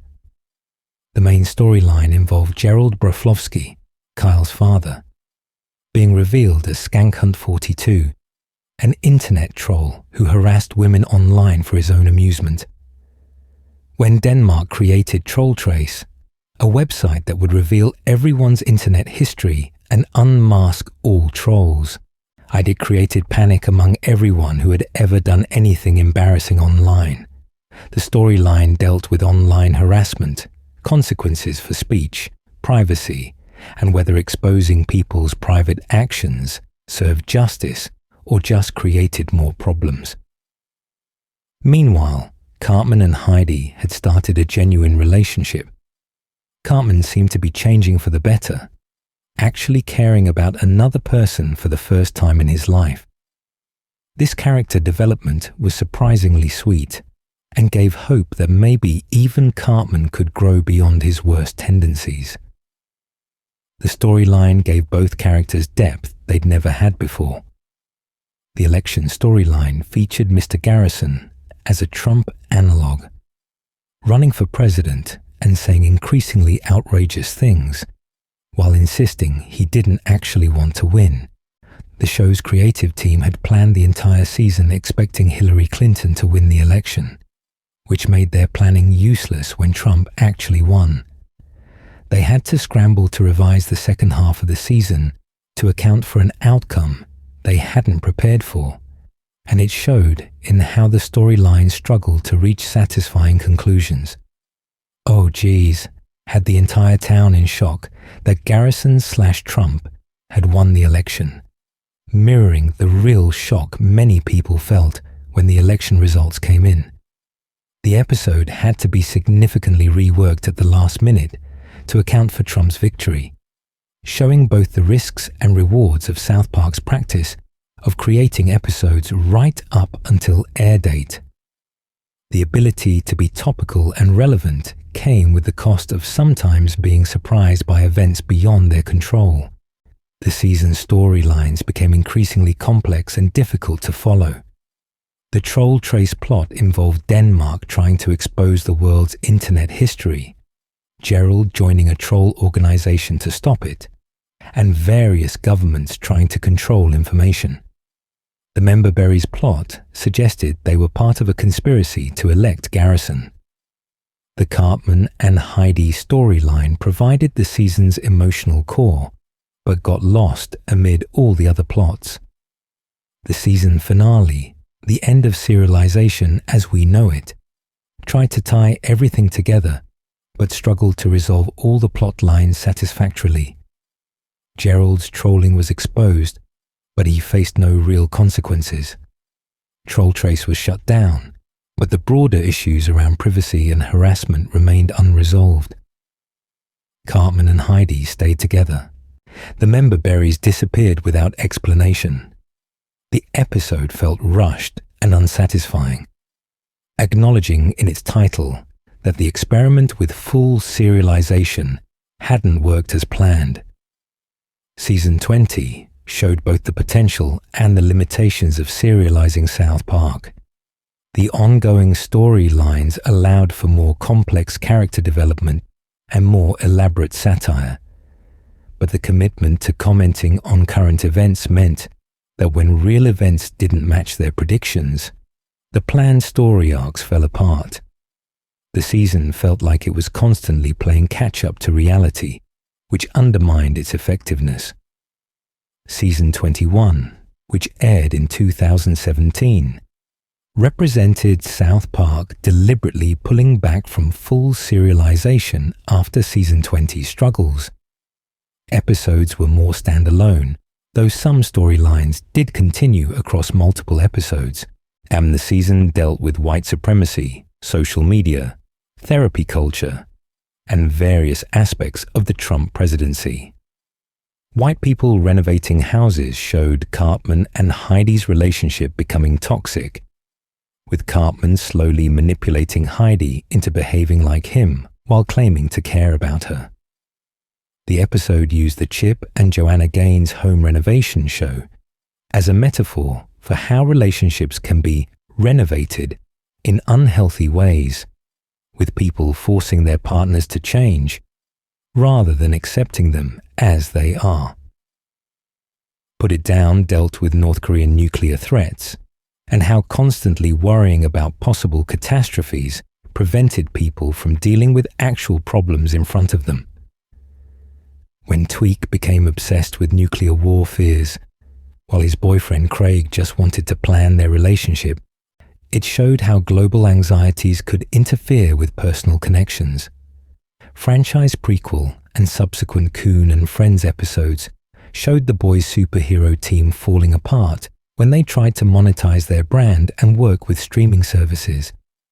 The storyline satirized the Marvel Cinematic Universe and how superhero entertainment had become more about business strategy than actual storytelling. The reveal that streaming services were more interested in data collection than entertainment quality was prescient, given later controversies about how platforms used viewer information. Doubling Down had Heidi realizing how unhealthy her relationship with Cartman had become. But then, people trying to help her made her defensive and pushed her back to him. The episode showed how abuse dynamics worked, and with victims often returning to abusive partners, partly because outsiders' interference made them feel attacked from all sides. It was an uncomfortable episode that made valid points about how difficult it is to help people in bad relationships.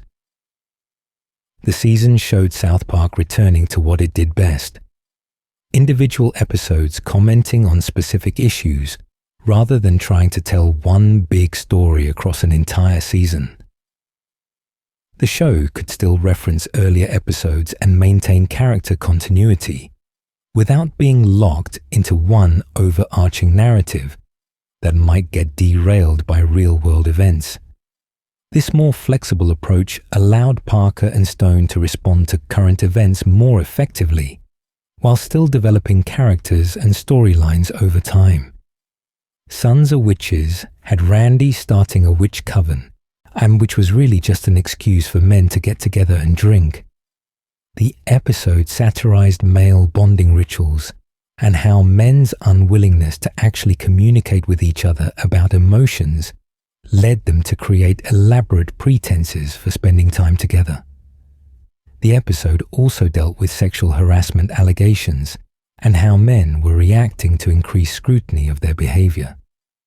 Moss Piglets, the season finale, introduced tardigrades as indestructible creatures that represented both the resilience of life and humanity's inability to accept things they couldn't control or destroy.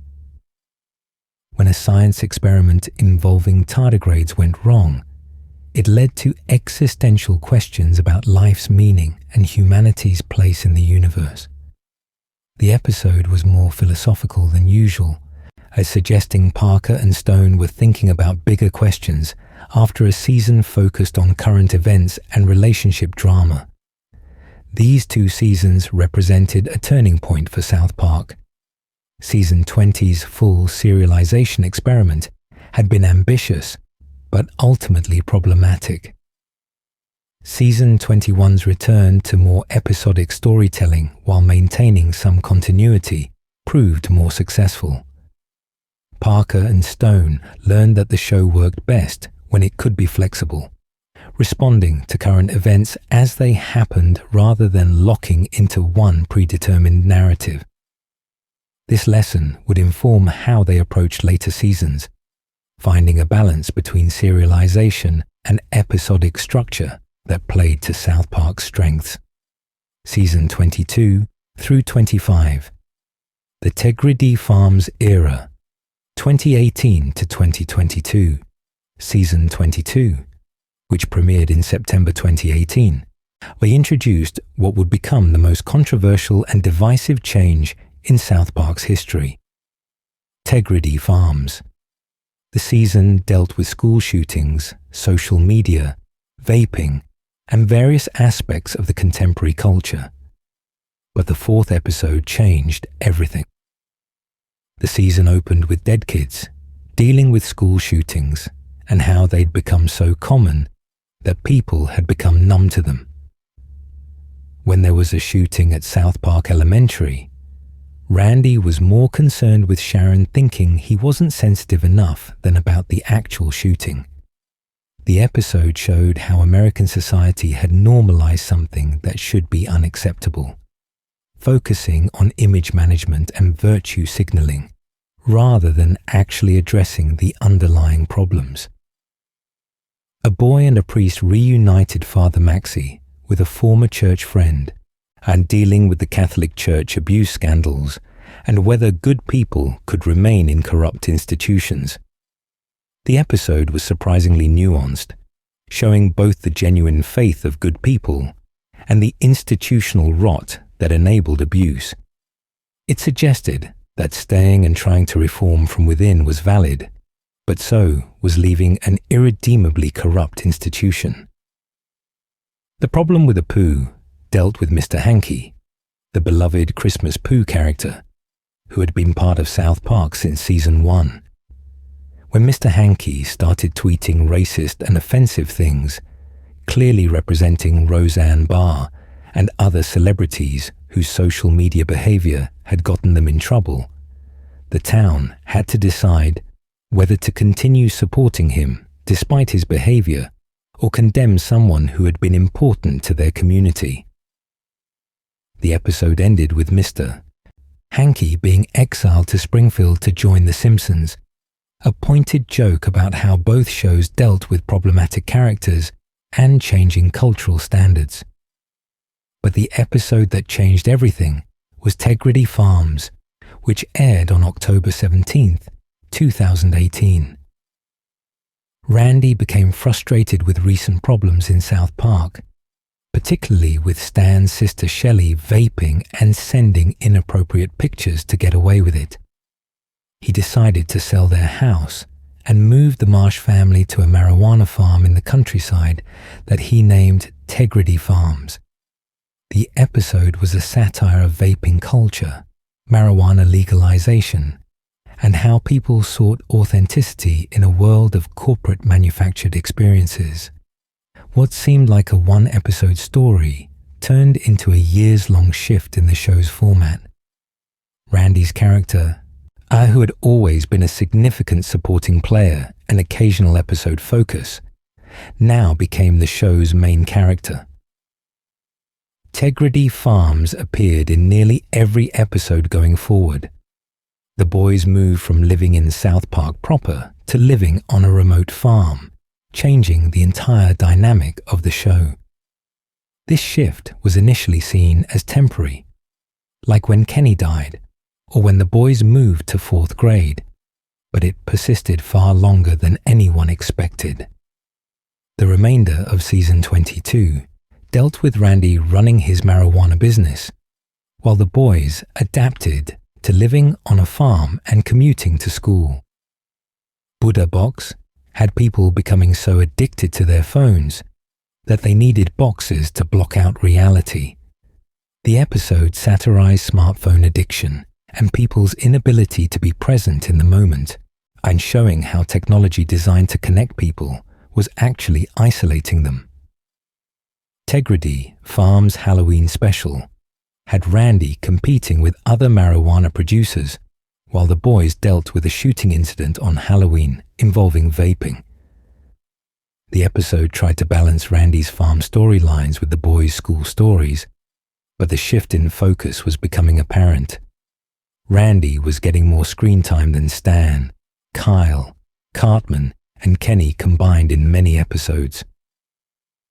Season 23, which aired from September through December 2019, continued the Tegrity Farms format while dealing with contemporary issues including streaming services, social media, and environmental concerns. The season showed the Marsh family still living on the farm, with Randy's business dealings becoming increasingly central to the show's plots. A Mexican joker had the boys separated at the border as part of ICE operations, dealing with family separation policies and immigration enforcement. The episode showed children being traumatized by government policies that separated them from their parents, making pointed commentary about how current immigration enforcement practices were creating lifelong damage to kids who had done nothing wrong. Banned in China dealt with Hollywood self-censorship to please the Chinese market. Randy tried to sell his marijuana to China, while Stan's band got censored for being too critical of China's human rights record. The episode showed how economic incentives led entertainment companies to compromise their values, removing content that might offend Chinese censors even when doing so betrayed their supposed principles. The episode was actually banned in China and reportedly led to South Park itself being scrubbed from Chinese social media and streaming services, which Parker and Stone saw as validating their point about Chinese censorship. Shots had Randy forced to vaccinate at Tegrity Farms after a measles outbreak. The episode dealt with anti-vaccination movements and conspiracy theories, while making clear that vaccines were safe and effective. It showed how misinformation spread through social media and how people's distrust of institutions led them to believe dangerous nonsense. The episode aired before COVID, making its treatment of vaccines and public health policy eerily prescient. Tegrity Farms Halloween Special Part 2 had Randy genetically engineering a marijuana strain that contained cocaine, and the storyline showed Randy's increasing desperation to make money and maintain his business, losing sight of his original goals of authenticity and integrity. The farm that was supposed to represent getting away from corrupting influences had become just another business, driven by profit above all else. Board girls dealt with transgender athletes and advantage in sports competitions. The episode showed both the genuine struggles of transgender people and concerns about competitive fairness, trying to address a controversial issue from multiple angles, though satisfying no one in the process. It represented South Park's attempts to engage with current controversies while maintaining their irreverent approach, though cultural changes had made their both sides approach feel less effective than it had in earlier seasons. The season finale and Christmas Snow had Randy discovering that his father had been growing marijuana long before legalization, revealing family history while dealing with Christmas traditions and commercialism. The episode tried to make Tegrity Farms feel more essential to the show's DNA by connecting it to Randy's past, suggesting this wasn't just a random storyline, but something connected to the Marsh family's identity. The pandemic special, which aired in September 2020, dealt directly with COVID and became South Park's most watched episode in years. The special showed how the pandemic had affected South Park, with the town dealing with lockdowns, social distancing, mask wearing, and all the other disruptions to normal life. Randy's actions at Tegrity Farms were revealed to be the source of COVID in the show's universe, and making him responsible for the pandemic. The special dealt with how kids were affected by school closures, how police brutality protests intersected with pandemic concerns, how people's pandemic behavior reflected their values, and how everyone was struggling with isolation and fear. It was one of South Park's most emotionally resonant episodes in years, showing genuine understanding of how the pandemic was affecting people's mental health and relationships, while still being satirically sharp about people's responses to it. The special's success led to more specials being produced for Paramount Plus, representing a shift in how South Park content was being released. Rather than just producing television seasons, Parker and Stone were now creating longer-form specials for streaming platforms, giving them more freedom in terms of length and content.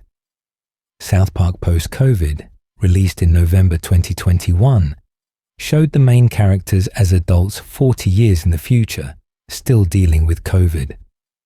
Kenny had become a scientist trying to find what caused the pandemic, but died from a new variant. Stan became a whiskey consultant, clearly unhappy with his life. Kyle became a guidance counselor. Cartman became a rabbi with a Jewish wife and kids, seemingly having changed entirely from his anti-Semitic past. Butters, now going by Victor Chaos, was exploiting NFTs and cryptocurrency. The special dealt with how the pandemic had changed society, how friendships ended, how people's paths diverged, and how collective trauma affected entire generations. When the boys discovered they could time travel to prevent the pandemic, and it led directly into South Park post-COVID. The Return of COVID, released in December 2021. This sequel special showed the boys trying to change the past, leading to different timeline possibilities and ultimately resetting everything, so the pandemic's duration was shortened and friendships were preserved. The ending revealed a new timeline where the boys remained friends, but Cartman never had his family and was homeless and bitter. It was a surprisingly dark conclusion, suggesting that Cartman's redemption couldn't happen alongside everyone else's happiness, that maintaining the group's friendship required Cartman to remain miserable. The specials showed South Park willing to explore darker, more dramatic storytelling while maintaining their satirical edge. Season 24, abbreviated due to the pandemic, it consisted of only 2 episodes: the Pandemic Special and South Park Vaccination Special. The Vaccination Special dealt with QAnon conspiracy theories, vaccine distribution, and the politicization of public health. When Mr. Service took over and instituted a strict vaccination program, it led to chaos as people responded to incentives and restrictions in increasingly absurd ways. The special satirized both anti-vax conspiracy theories and heavy-handed public health messaging, showing South Park's typical approach of mocking extremes on all sides. The inclusion of QAnon allowed them to address how conspiracy theories had become mainstream political positions, affecting real policy and public health outcomes.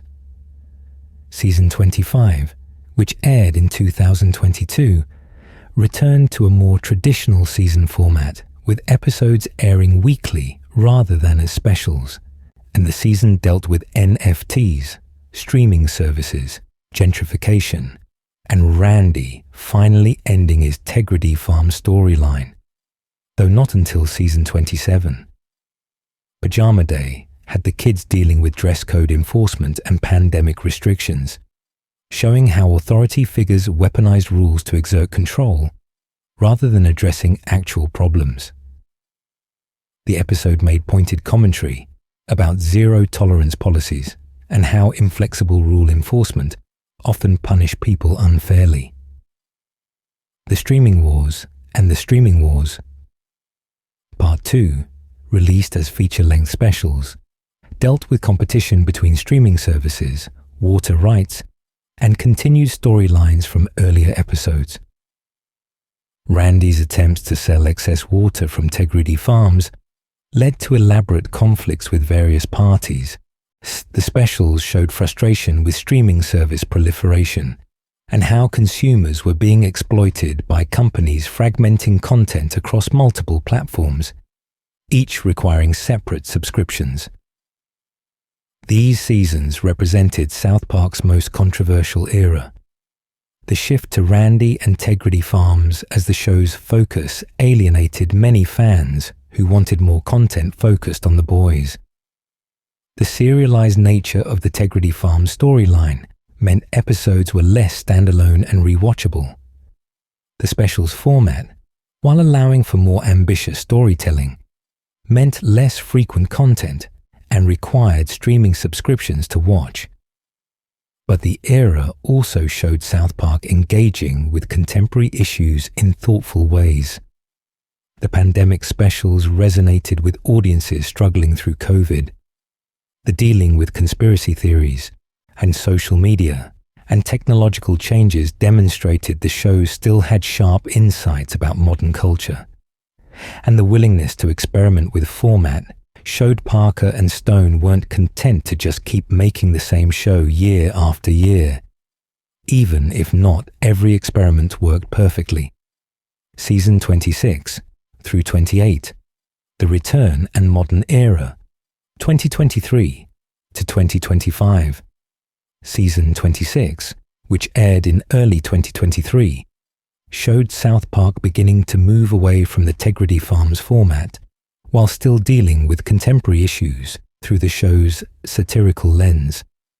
The season dealt with deep fakes, streaming service optimization, diversity in business, and various aspects of modern culture.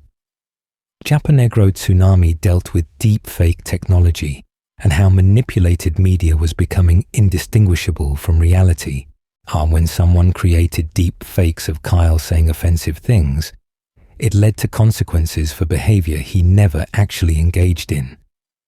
The episode made pointed commentary about how technology was making truth malleable and how people could be damaged by fabricated evidence that looked completely real. Deacon Bow's Hot Dogs had Kyle trying to help his dad's business by optimizing it according to streaming service algorithms, showing how businesses were forced to change their models to satisfy platform demands rather than focusing on quality products or services. The episode satirized how economic incentives from tech platforms were distorting what businesses could successfully do. Cupid Year dealt with Kanye West's anti-Semitic comments and erratic behavior. When Cartman got a girlfriend who turned out to be Cupid in disguise trying to help Kanye, it led to commentary about celebrity mental health, how platforms enable destructive behavior, and whether someone's talent excuses their bigotry. The episode walked a difficult line between acknowledging mental health struggles and condemning anti-Semitism. Spring Break had Randy dealing with his business and family life while trying to maintain some connection to his son. The episode showed Randy becoming aware that he'd neglected Stan and let his obsession with the farm damage their relationship. It suggested Randy was beginning to understand that his choices had cost beyond just business success or failure. Season 27, which aired in mid-2023, represented a major turning point as Tegrity Farms finally ended. The season dealt with aging, artificial intelligence, diversity consulting, and political correctness through episodes that showed South Park finding its footing again after the Tegrity Farms era.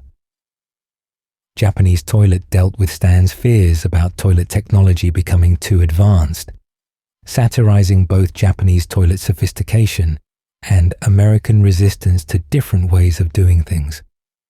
The episode showed Stan dealing with change in his life, a theme that would continue throughout the season as major shifts happened to the show's format. The Big Fix revealed that Tolkien Black had always been named Tolkien, not Token as everyone thought. The episode literally retconned 5 seasons of episodes, changing his name in all digital references and in streaming versions of old episodes. This was South Park trolling its own audience and commenting on how history could be revised and how people's memories of events could be shaped by later interpretations. Deacon Bow's Hot Dog season finale. Part 1 and Part 2 formed a 2-part conclusion to lingering storylines. Kyle's dad's business struggles continued, while Randy finally faced consequences for his choices. The episodes dealt with family responsibilities, business ethics, and whether people could change their fundamental nature. But the most significant episode was Sycophancy, which aired in August 2025 and finally ended the Tegrity farm storyline that had dominated the show for 7 years. Randy's farm faced an ice raid that deported all his workers, revealing he'd been exploiting undocumented immigrants to keep costs down. Unable to maintain the farm without cheap labor, Randy was forced to shut it down and move the family back to South Park proper. The episode didn't glorify or condemn Randy's marijuana farming venture. It simply showed the unsustainable nature of how he'd been running things and the consequences of his choices. Randy had started Tegrity Farms claiming to want authenticity and integrity, but had become just another businessman cutting corners to maximize profits.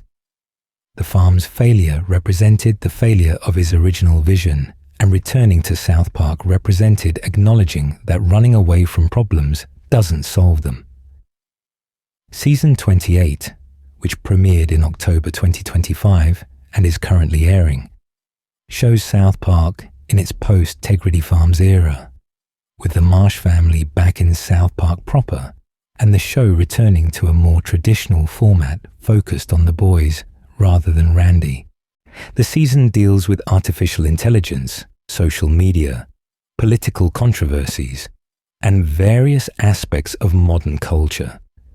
Turkey Trot, the season's 4th episode, referenced the Marsh family's financial struggles after selling the farm.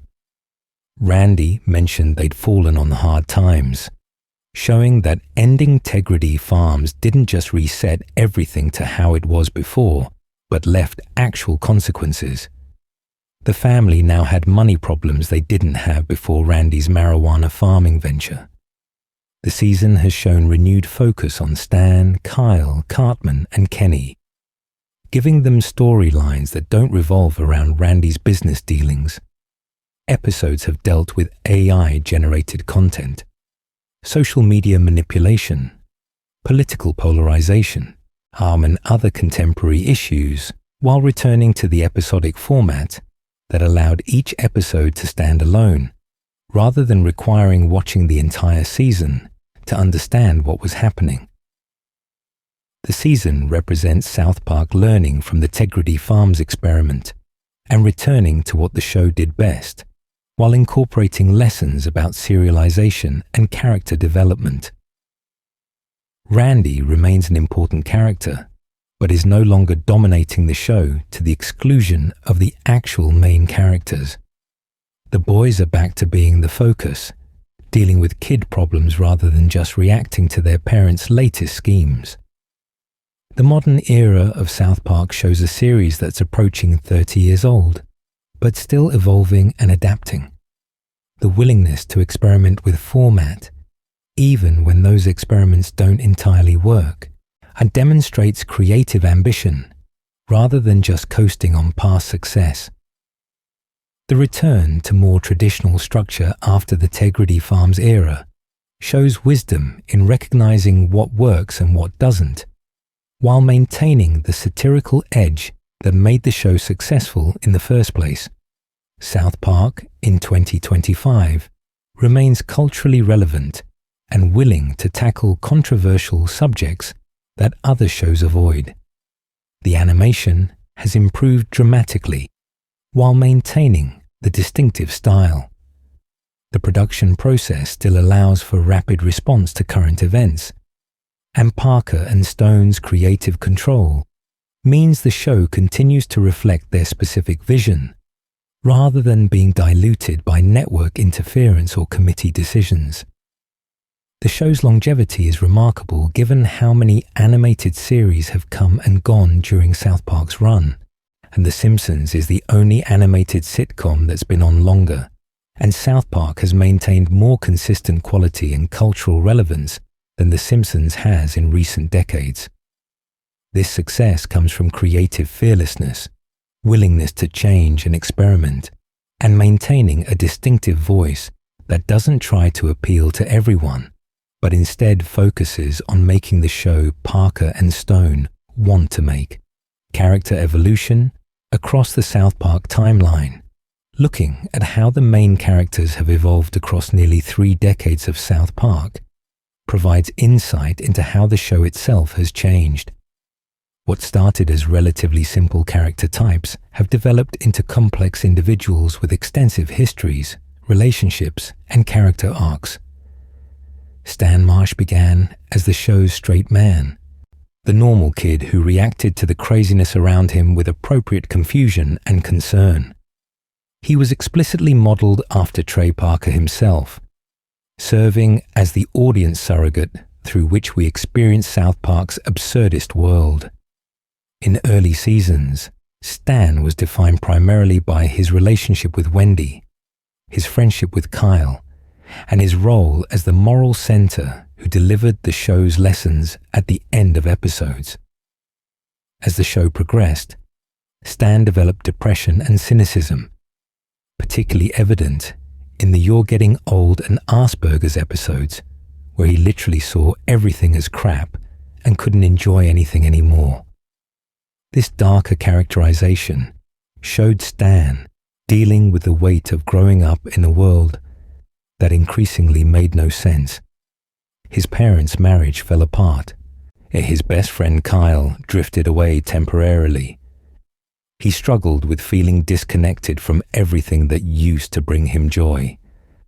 The Tegrity Farms era complicated Stan's character further by making him mostly peripheral to his own family storylines. When Randy moved the family to the farm, Stan's role became reacting to his father's schemes rather than having his own adventures. His relationship with his dad became more strained as Randy became increasingly self-absorbed and focused on his business rather than his family. The return to South Park proper has allowed Stan to reclaim some of his agency and focus, though the years of being secondary to Randy's storylines have left their mark. Kyle Broflovski started as the smart moral kid who tried to do the right thing, even when it was difficult or unpopular. And as the only Jewish kid in South Park, Kyle dealt with Cartman's anti-Semitism constantly, forming a rivalry that became one of the show's most important relationships. Kyle was modeled after Matt Stone, representing his perspective and values within the show's universe. Over the years, Kyle's character deepened beyond just being the moral compass. He developed genuine anger issues, particularly regarding Cartman's behavior and the town's willingness to tolerate Cartman's cruelty. Episodes like The List and Tonsil Trouble showed Kyle capable of genuine vindictiveness when pushed too far. His relationship with his mother became more complex, as he recognized her tendency toward overprotective, controlling behavior that often made problems worse rather than solving them. Kyle's Jewish identity became more central to his character as the show progressed. Early episodes treated his Jewishness as mostly a source of jokes from Cartman, but later episodes dealt with Jewish faith, culture, and identity more substantively. His struggles with believing in God, celebrating Jewish holidays in a predominantly Christian culture, and dealing with both casual and aggressive anti-Semitism gave Kyle depth beyond just being the smart kid who tried to do the right thing. The Kyle and Cartman dynamic evolved significantly over the show's run. What started as simple antagonism developed into a complex relationship where they clearly cared about each other despite their constant conflicts. Episodes like Smug Alert, where Kyle moved to San Francisco and both he and Cartman were miserable without each other, it showed that their rivalry was actually a kind of friendship, just an extremely dysfunctional one. They needed each other as foils, with Kyle's morality meaningless without Cartman's amorality to contrast against, and Cartman's schemes less interesting without Kyle's attempts to stop him. Eric Cartman arguably underwent the most dramatic character evolution of anyone on the show. He started as just a bratty, spoiled, overweight kid who was selfish and mean. But as the show progressed, Cartman became genuinely evil in ways that went far beyond normal childhood bad behavior. Scott Tenorman Must Die marked the turning point, where Cartman crossed a line from which there was no return, murdering Scott's parents and feeding them to him in Chile. After that episode, Cartman couldn't be dismissed as just naughty. He was legitimately dangerous. Later seasons showed Cartman becoming more calculating and manipulative. His elaborate schemes became more sophisticated, often manipulating entire groups of people to serve his goals. Episodes like the death of Eric Cartman had him believing he was a ghost and trying to make amends for his behavior, showing rare self-awareness and attempts at growth, though these never lasted beyond individual episodes. The Cartman and Heidi relationship in seasons 20 and 21 represented his most sustained attempt at being a better person. He seemed genuinely capable of caring about someone other than himself for the first time ever. But the relationship eventually revealed how Cartman's fundamental nature couldn't be changed even when he wanted to change. He gradually manipulated Heidi into becoming more like him, and showing that his version of caring about someone meant making them into his image, rather than accepting them as they were. When the relationship ended, Cartman returned to his selfish, cruel baseline, suggesting that any growth he showed was temporary at best. Cartman's anti-Semitism became more central to his character as the show progressed, going from casual prejudice to genuine hatred that drove many of his actions. His relationship with Kyle was defined partly by his bigotry, though episodes like The Passion of the Jew and Chupacabra showed the absurdity of his prejudices while acknowledging their genuine harm. The post-COVID specials showed an alternate future where Cartman had converted to Judaism and started a family, suggesting that even he was capable of fundamental change under the right circumstances, though that timeline was ultimately erased. Kenny McCormick's evolution was unique among the main characters because so much of his character was defined by dying and coming back. Early seasons treated his deaths as pure comedy, with increasingly elaborate and absurd ways for him to die, while his friends barely reacted beyond their catchphrase responses. Kenny's muffled speech prevented him from being as expressive as the other boys, making him more of a prop than a fully developed character in early seasons. The permanent death in Season 5 and the subsequent return in Season 6 marked Kenny's transformation into a more substantial character. The Mysterian storyline in later seasons finally explained his constant deaths and resurrections, revealing that Kenny was cursed with immortality and full memory of his deaths, and while nobody else ever remembered that he died. This revelation recontextualized every previous death, showing Kenny as someone burdened with knowledge of his own repeated suffering that he could never share with anyone because they'd forget immediately. Kenny's superhero alter ego Mysterian became his most heroic characterization, showing him as genuinely selfless and concerned with protecting others despite or perhaps because of his own suffering.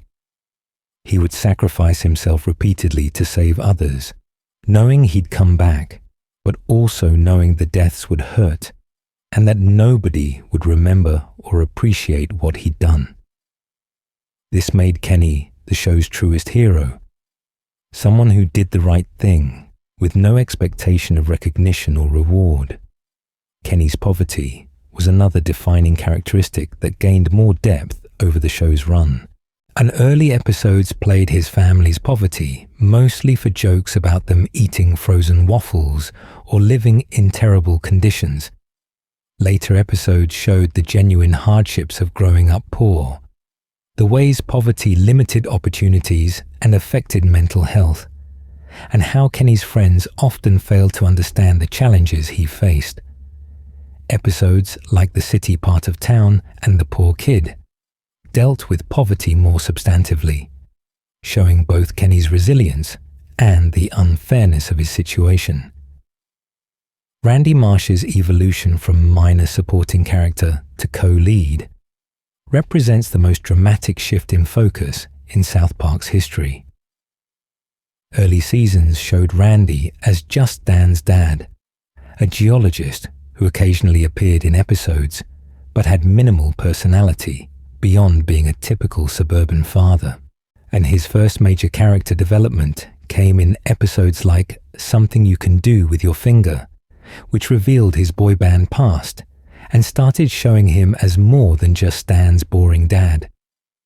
Randy's transformation into a major character happened gradually as Parker and Stone realized how funny the character could be. His willingness to embrace every trend, his complete lack of self-awareness, his tendency to take things to absurd extremes. All these characteristics made him fascinating to write for. Episodes like Medicinal Fried Chicken, where Randy gave himself testicular cancer to get medical marijuana, showed Randy's capacity for self-destructive behavior in pursuit of short-term gratification. The Tegrity Farms era took Randy's prominence to its extreme, effectively making him the main character of South Park for several years. His transformation from suburban dad to marijuana farmer businessman showed character development, though not necessarily growth. Randy became more selfish, more focused on his own desires and ambitions, more willing to neglect his family and responsibilities. The farm that was supposed to represent authenticity and getting back to basics became just another business driven by profit, showing Randy's inability to escape his own worst tendencies, even when deliberately trying to change his life. Randy's relationship with Sharon, his wife, deteriorated as he became more focused on himself. She went from supporting his decisions to barely tolerating him, staying married primarily for the kids' sake, rather than because they had a functional relationship. Episodes dealing with their marriage showed genuine dysfunction beneath the comedy, yet with Sharon constantly disappointed by Randy's behavior, and Randy oblivious to how his actions affected his family. The ending of Tegrity Farms forced Randy to confront the consequences of his choices. Losing the farm meant admitting that his grand vision hadn't worked out, that running away from problems hadn't solved anything, and that he damaged his family relationships in pursuit of something that ultimately failed. Whether this represents genuine growth or just another temporary setback before Randy's next obsession remains to be seen as the show continues. Beyond the main boys and Randy, supporting characters also evolved significantly. Butters developed from background kid to major character, with his innocence and naivety, providing contrast to the other boys' cynicism. His Professor Chaos alter ego and his relationship with his abusive grandmother and his various misadventures gave him depth and made him a fan favorite despite or because of his pathetic qualities. Mr. Garrison underwent one of television's most extensive character transitions. going from closeted gay man to openly gay man to transgender woman to presumably detransitioning, all while serving as Trump analog and president. His journey reflected changing cultural conversations about sexuality and gender, while also showing one person's struggle with identity and acceptance. Token, later revealed to have been named Tolkien all along, developed from being just the black kid into a more rounded character with his own personality, interests, and relationships. His wealth provided interesting contrast to Kenny's poverty, showing that not all black families in South Park were poor, subverting stereotypes while also dealing with how wealth affected relationships and identity. Wendy evolved from being just Stan's girlfriend into a fully developed character with her own storylines and agency. Episodes focusing on her dealt with feminism, academic pressure, social hierarchies, and various issues from a female perspective that the boys' stories couldn't address. Her on-again, off-again relationship with Stan showed genuine emotional complexity, rather than just existing to give Stan someone to have crushes on. These character evolutions show South Park's growth from simple shock comedy into something more substantial. The characters developed histories, relationships, and depth that made the show's world feel lived in and real despite its crude animation and absurdist humor. The willingness to change characters permanently, like Kenny's death and return, or Mr. Garrison's various transitions, showed that South Park's universe had stakes and consequences rather than resetting to status quo after every episode. This character development, combined with the show's satirical edge, helped South Park remain relevant and engaging across nearly 3 decades of television. Major timeline events and continuity. South Park's relationship with continuity and internal consistency has always been complicated. The show operates in a universe where impossible things happen regularly, where characters die and return with no explanation, where massive events get forgotten immediately, and where the boys remain in elementary school, despite the show running for over 25 years. Yet the show also maintains surprising continuity when it wants to, calling back to episodes from years earlier and building on established character history in ways that reward longtime viewers. The most famous continuity issue involves Kenny's deaths and resurrections. For the first 5 seasons, Kenny died nearly every episode in elaborately violent ways, only to appear alive and well in the next episode with nobody acknowledging or remembering his death. This broke every rule of normal continuity, treating death as meaningless because the show needed Kenny to be alive for the next episode. But South Park eventually explained this impossible situation through the Mysterian storyline, revealing that Kenny was genuinely dying and coming back each time due to a curse from his parents attending Cthulhu cult meetings, and that nobody except him remembered the deaths because forgetting was part of the curse. This explanation retroactively made sense of hundreds of deaths across multiple seasons. It transformed a running gag into actual character mythology.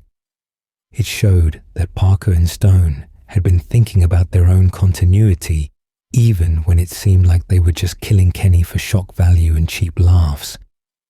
The reveal that Kenny was aware of his situation and frustrated by his friend's inability to remember added emotional weight to something that had been pure comedy. The show's treatment of time and aging creates major continuity problems that the show mostly ignores, and the boys started in 3rd grade and moved to 4th grade in season 4, which seemed like genuine character progression. But they've remained in 4th grade ever since, now over 20 seasons later. They've celebrated multiple Christmases, Halloweens, and other holidays. They've experienced events tied to specific years like presidential elections and major cultural moments. yet they never age beyond elementary school. This creates impossible timeline situations. The show premiered in 1997 during the Clinton presidency, dealt with 9/11 attacks in 2001, covered the Obama presidency extensively, dealt with Trump's presidency, responded to the COVID pandemic, and continues covering current events.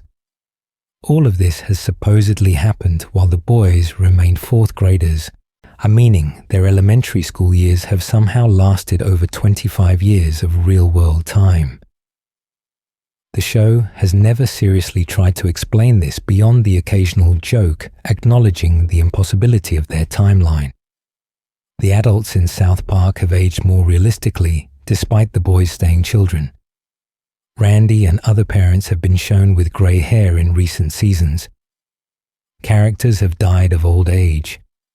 The town has changed with new buildings and businesses replacing old ones. But the central four boys remain essentially unchanged, except for character development and personality evolution. Some episodes have explicitly dealt with South Park's confusing timeline.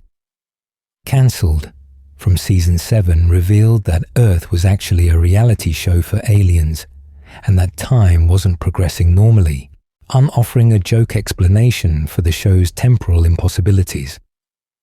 Other episodes have featured time travel, alternate dimensions, or other science fiction elements that theoretically could explain continuity issues, but are usually just used for that episode's story, rather than to establish permanent explanations. The show's continuity becomes more consistent when dealing with character relationships and development. Mr. Garrison's various identity transitions have been maintained consistently. Kenny's Mysterian persona and immortality remain part of his character once established. Cartman's most evil acts, like Scott Tenorman must die, continue to define how other characters view him. Butter's traumatic experiences accumulate across seasons, with later episodes referencing earlier events that shaped his fearful, naive personality. Major events that changed South Park permanently include Chef's death and departure from the show, which was never reversed or ignored. The character left and stayed gone, with the later episodes occasionally referencing his absence. Kenny's year-long death from Season 5 to Season 6 represented genuine change that affected the show's dynamics during that period. The introduction of characters like PC Principal created permanent additions to the cast, who didn't just disappear after their introduction episodes. The show has also maintained some surprising long-term continuity around minor details. Cartman's biological father, being Jack Tenorman, was revealed in Season 14's 201 episode, retroactively making Scott Tenorman his half-brother, and showing that Cartman had unknowingly killed his own father in Season 5's Scott Tenorman Must Die. And this revelation came 9 years after the original episode, but was consistent with established facts about Cartman's parentage and deepened an already dark story. Location continuity has been relatively consistent despite changes to the town.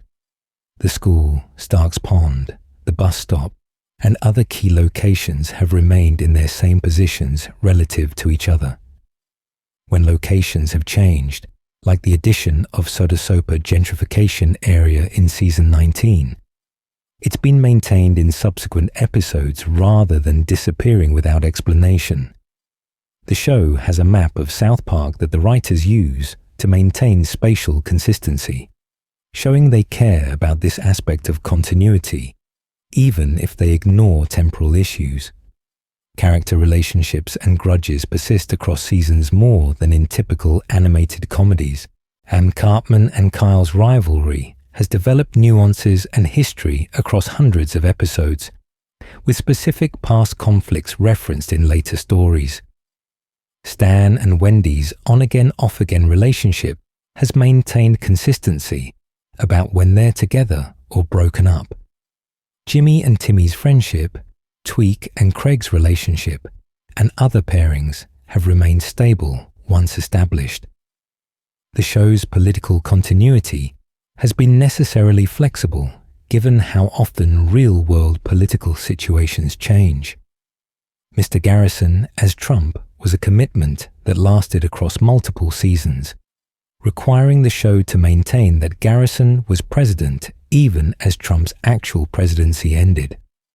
The show eventually addressed this by having Garrison return to South Park after his presidency, and bringing his storyline back to where it could interact regularly with the other characters. South Park's approach to continuity is essentially to maintain it when it serves the story, but ignore it when strict adherence would limit creative options. This pragmatic approach allows Parker and Stone to build on their show's history and reward longtime viewers without being constrained by past decisions. If they want to tell a story that contradicts earlier episodes, they do so, sometimes acknowledging the contradiction for laughs, but often just ignoring it completely. The COVID specials represented the most extensive continuity maintenance the show had attempted, with the post-COVID specials showing long-term consequences of pandemic-era decisions affecting the characters decades into the future, and the revelation that Randy caused COVID in the show's universe created accountability for his actions that persisted across multiple specials. The specials' time travel mechanics allowed the show to explore different timeline possibilities while ultimately resetting most changes, showing how South Park can play with continuity without being permanently bound by any specific version of events. This flexible approach to continuity has allowed South Park to remain creatively vital across almost 3 decades. The show can reference its history when useful, but isn't trapped by it. Characters can grow and change without requiring explanations for every inconsistency. The world can evolve to reflect contemporary society while maintaining familiar locations and relationships. This balance between continuity and creative freedom helps explain how South Park has remained relevant and interesting for so much longer than most animated series manage. The meta-timeline. How South Park comments on itself. One of South Park's most interesting characteristics is its willingness to comment on itself, break the fourth wall, and acknowledge its own existence as a television show. This meta-awareness has been present since the early seasons, but became more pronounced as the show aged and gained enough history to reference and interrogate. The show's first major meta episode was probably Summer Sucks from Season 2, which featured Jimbo and Ned hosting a fireworks show with increasingly elaborate and dangerous displays. When Mr. Garrison tried to organize a counter-attraction, it led to commentary about how television shows felt pressure to constantly escalate and top their previous episodes, explicitly comparing South Park's need for bigger and more shocking content to fireworks displays trying to outdo each other. Terrence and Phillip episodes functioned as meta-commentary on South Park itself from the beginning. The Canadian duo represented a crude, lowbrow version of entertainment that characters within the show found hilarious, while authority figures condemned as corrupting and worthless. This clearly paralleled how South Park itself was viewed by its defenders and critics. The characters' obsession with Terrence and Phillip, despite everyone telling them it was garbage, mirrored real audiences' relationship with South Park.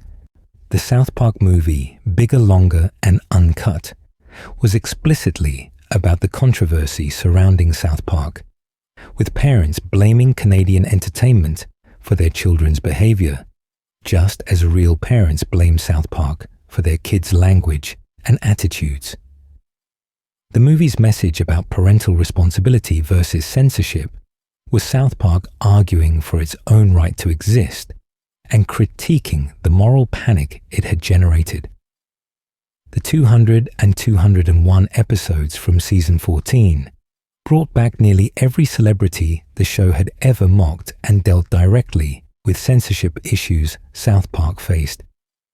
The episodes couldn't show or mention Muhammad due to death threats and Comedy Central censorship, which made the show's point about fear driving content decisions more effectively than any dialogue could have. And the heavily censored episodes became South Park's statement about the limits of free expression when violence was threatened. Cartoon Wars from Season 10 used Family Guy as a stand-in for discussing animated comedy and creative freedom. When Cartman tried to get Family Guy cancelled because it was going to show Muhammad, the episodes were really about whether threats of violence should influence what content gets created. The episode's criticism of Family Guy's writing style was also self-aware commentary on South Park's own storytelling approaches and how different animated shows tackled satire and controversy. You're Getting Old and Arse Burgers from Season 15 functioned as meta-commentary about the show aging and Parker and Stone's relationship with South Park itself. Stan's depression and inability to enjoy anything anymore, and his seeing everything as literal shit, represented concerns about whether the show had run its course and whether making South Park was still satisfying for its creators.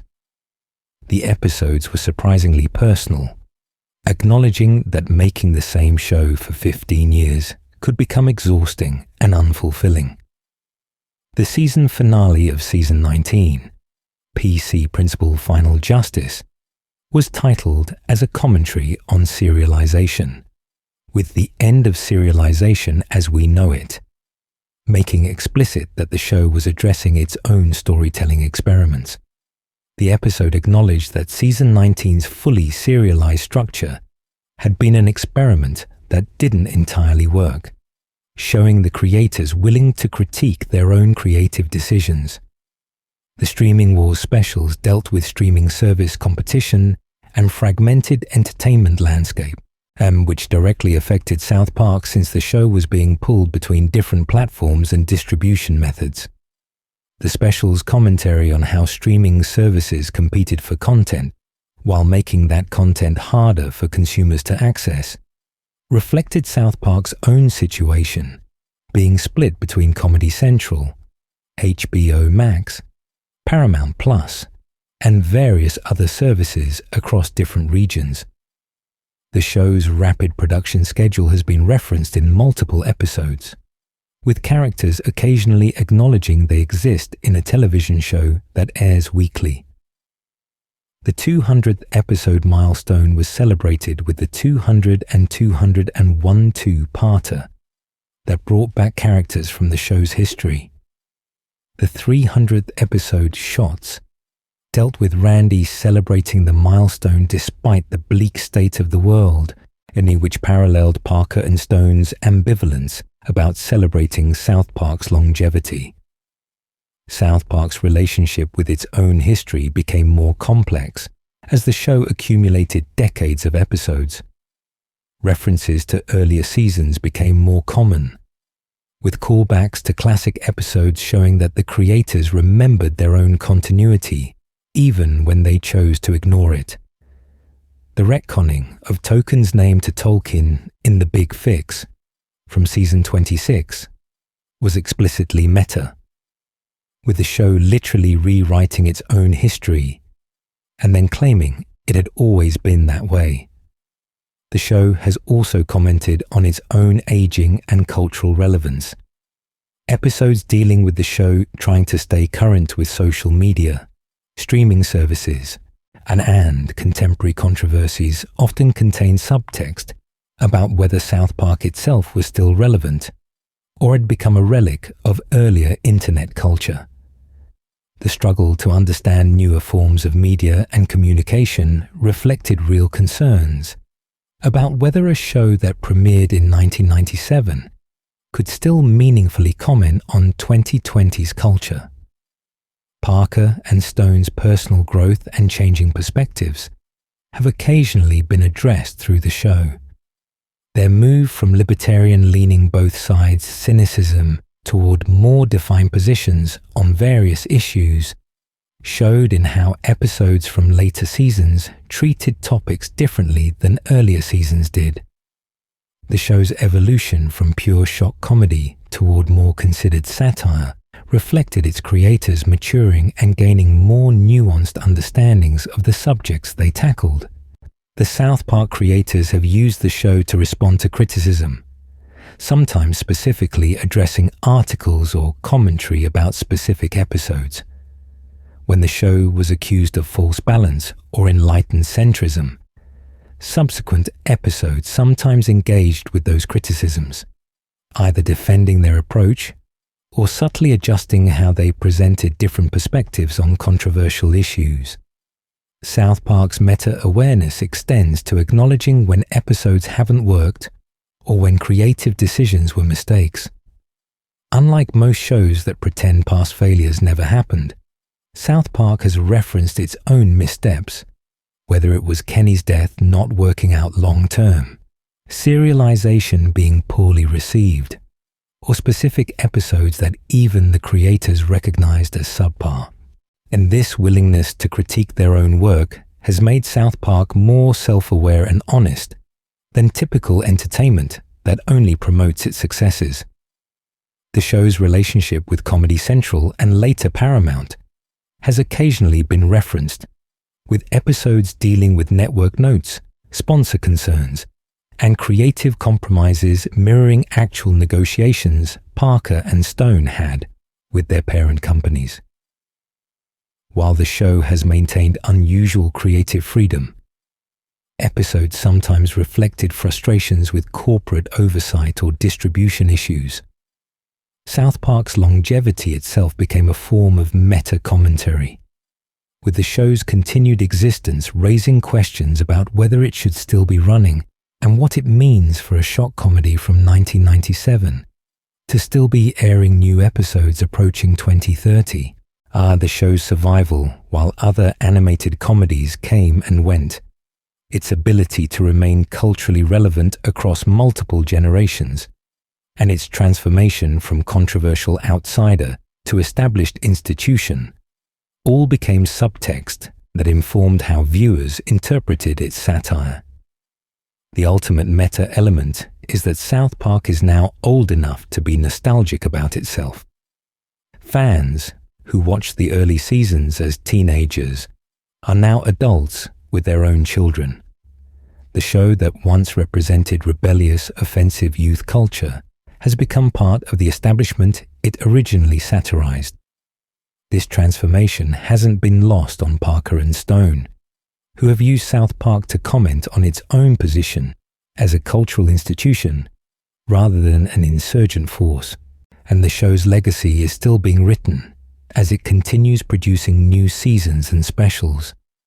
But its willingness to examine itself, acknowledge its own flaws, and evolve while maintaining its distinctive voice has been crucial to its longevity. South Park's meta-awareness has allowed it to stay relevant by constantly interrogating its own relevance rather than assuming it or taking it for granted. This self-critical approach, combined with genuine creative ambition, helps explain how a crude cartoon from the 1990s remains one of television's most significant and discussed shows nearly 30 years later. South Park's entire timeline represents one of television's most remarkable achievements. A show that started as crude shock comedy and evolved into sophisticated satire while maintaining its offensive edge, that experimented constantly with format and structure while staying recognizably itself, that commented on current events with unprecedented speed while building cumulative character development across decades. The timeline shows growth, mistakes, corrections, and persistent creative ambition that has kept South Park vital far longer than almost anyone expected. When 4 crudely animated kids first said, "Oh my God, they killed Kenny," in 1997. Conclusion: from construction paper cutouts animated by hand in 1992 to sophisticated computer animation satirizing contemporary culture in 2025. South Park's timeline represents nearly 30 years of television evolution. The show that began as two college students making crude jokes about kids swearing and death has transformed into one of the most culturally significant and consistently relevant series in entertainment history. Looking at the complete timeline reveals patterns in how South Park has evolved. The show's willingness to experiment with format, from trying full serialization to creating feature-length specials, to moving the main family to a marijuana farm for years, shows creative ambition that goes beyond just making the same show over and over. Not every experiment worked.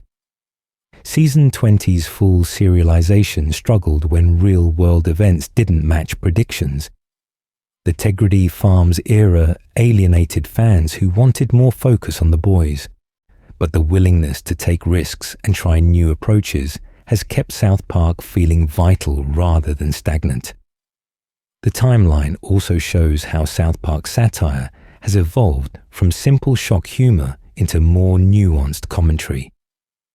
Early episodes relied heavily on profanity and gross-out jokes to generate controversy. Later episodes use crude humor as delivery mechanism for actual arguments about censorship, free speech, political polarization, and dozens of other topics. The show learned to be both offensive and insightful, using its reputation for crossing lines to make points that more respectable shows couldn't or wouldn't make. Character development across the timeline transformed simple archetypes into complex personalities with extensive histories and relationships. Stan evolved from audience surrogate into someone dealing with depression and cynicism. Kyle's moral certainty became complicated by anger issues and recognition that good intentions don't always lead to good outcomes. Cartman went from bratty kid to genuinely evil character, whose schemes became increasingly elaborate and dangerous. Kenny transformed from silent death-prone prop into a character whose immortality curse gave him unexpected depth. The show's relationship with continuity has been pragmatic, maintaining consistency when it serves stories, but ignoring it when strict adherence would limit creative options. This balance has allowed South Park to reward long-time viewers with callbacks and character history, while remaining accessible to new audiences who could jump in at any point. The timeline has stakes and consequences, but isn't trapped by past decisions. South Park's cultural impact across its timeline is difficult to overstate. The show changed what animated comedy could be, proving that animation could tackle adult subjects with sophistication while maintaining crude aesthetics. It influenced how television responded to current events, showing that rapid production could allow for timely social commentary. It pushed boundaries around language and content in ways that opened space for other creators to explore taboo subjects. The show's survival across nearly 3 decades while maintaining quality and relevance is rare in any medium. Most shows decline significantly after a few seasons. Many animated series that started in South Park's era have long since ended, yet South Park continues producing episodes that generate discussion and controversy, proving that its satirical approach remains effective even as culture has changed dramatically since 1997. Looking at the complete timeline also reveals how much has changed in the world South Park comments on. The show premiered before September 11th, before social media, before smartphones, before streaming services. It's covered the Clinton, Bush, Obama, Trump, and Biden presidencies. It's dealt with terrorist attacks, financial crises, pandemics, culture wars, and countless other events that have shaped contemporary life. Through all these changes, South Park has maintained its perspective while adapting its targets. The timeline shows a creative partnership between Trey Parker and Matt Stone that has remained productive far longer than most collaborations last. Their ability to maintain creative vision while disagreeing about specific choices, to push each other toward better work rather than settling into comfortable routines, has been crucial to South Park's longevity. The show remains distinctively theirs in ways that few series maintain across decades of production. As South Park continues into its late 20s seasons and prepares to hit season 30, the timeline remains unfinished. New episodes will add to this history, potentially changing how we understand earlier seasons. Characters will continue developing. New controversies will be generated. For the show that seemed like it might be a flash in the pan has instead become a permanent fixture of television landscape, with no clear end in sight.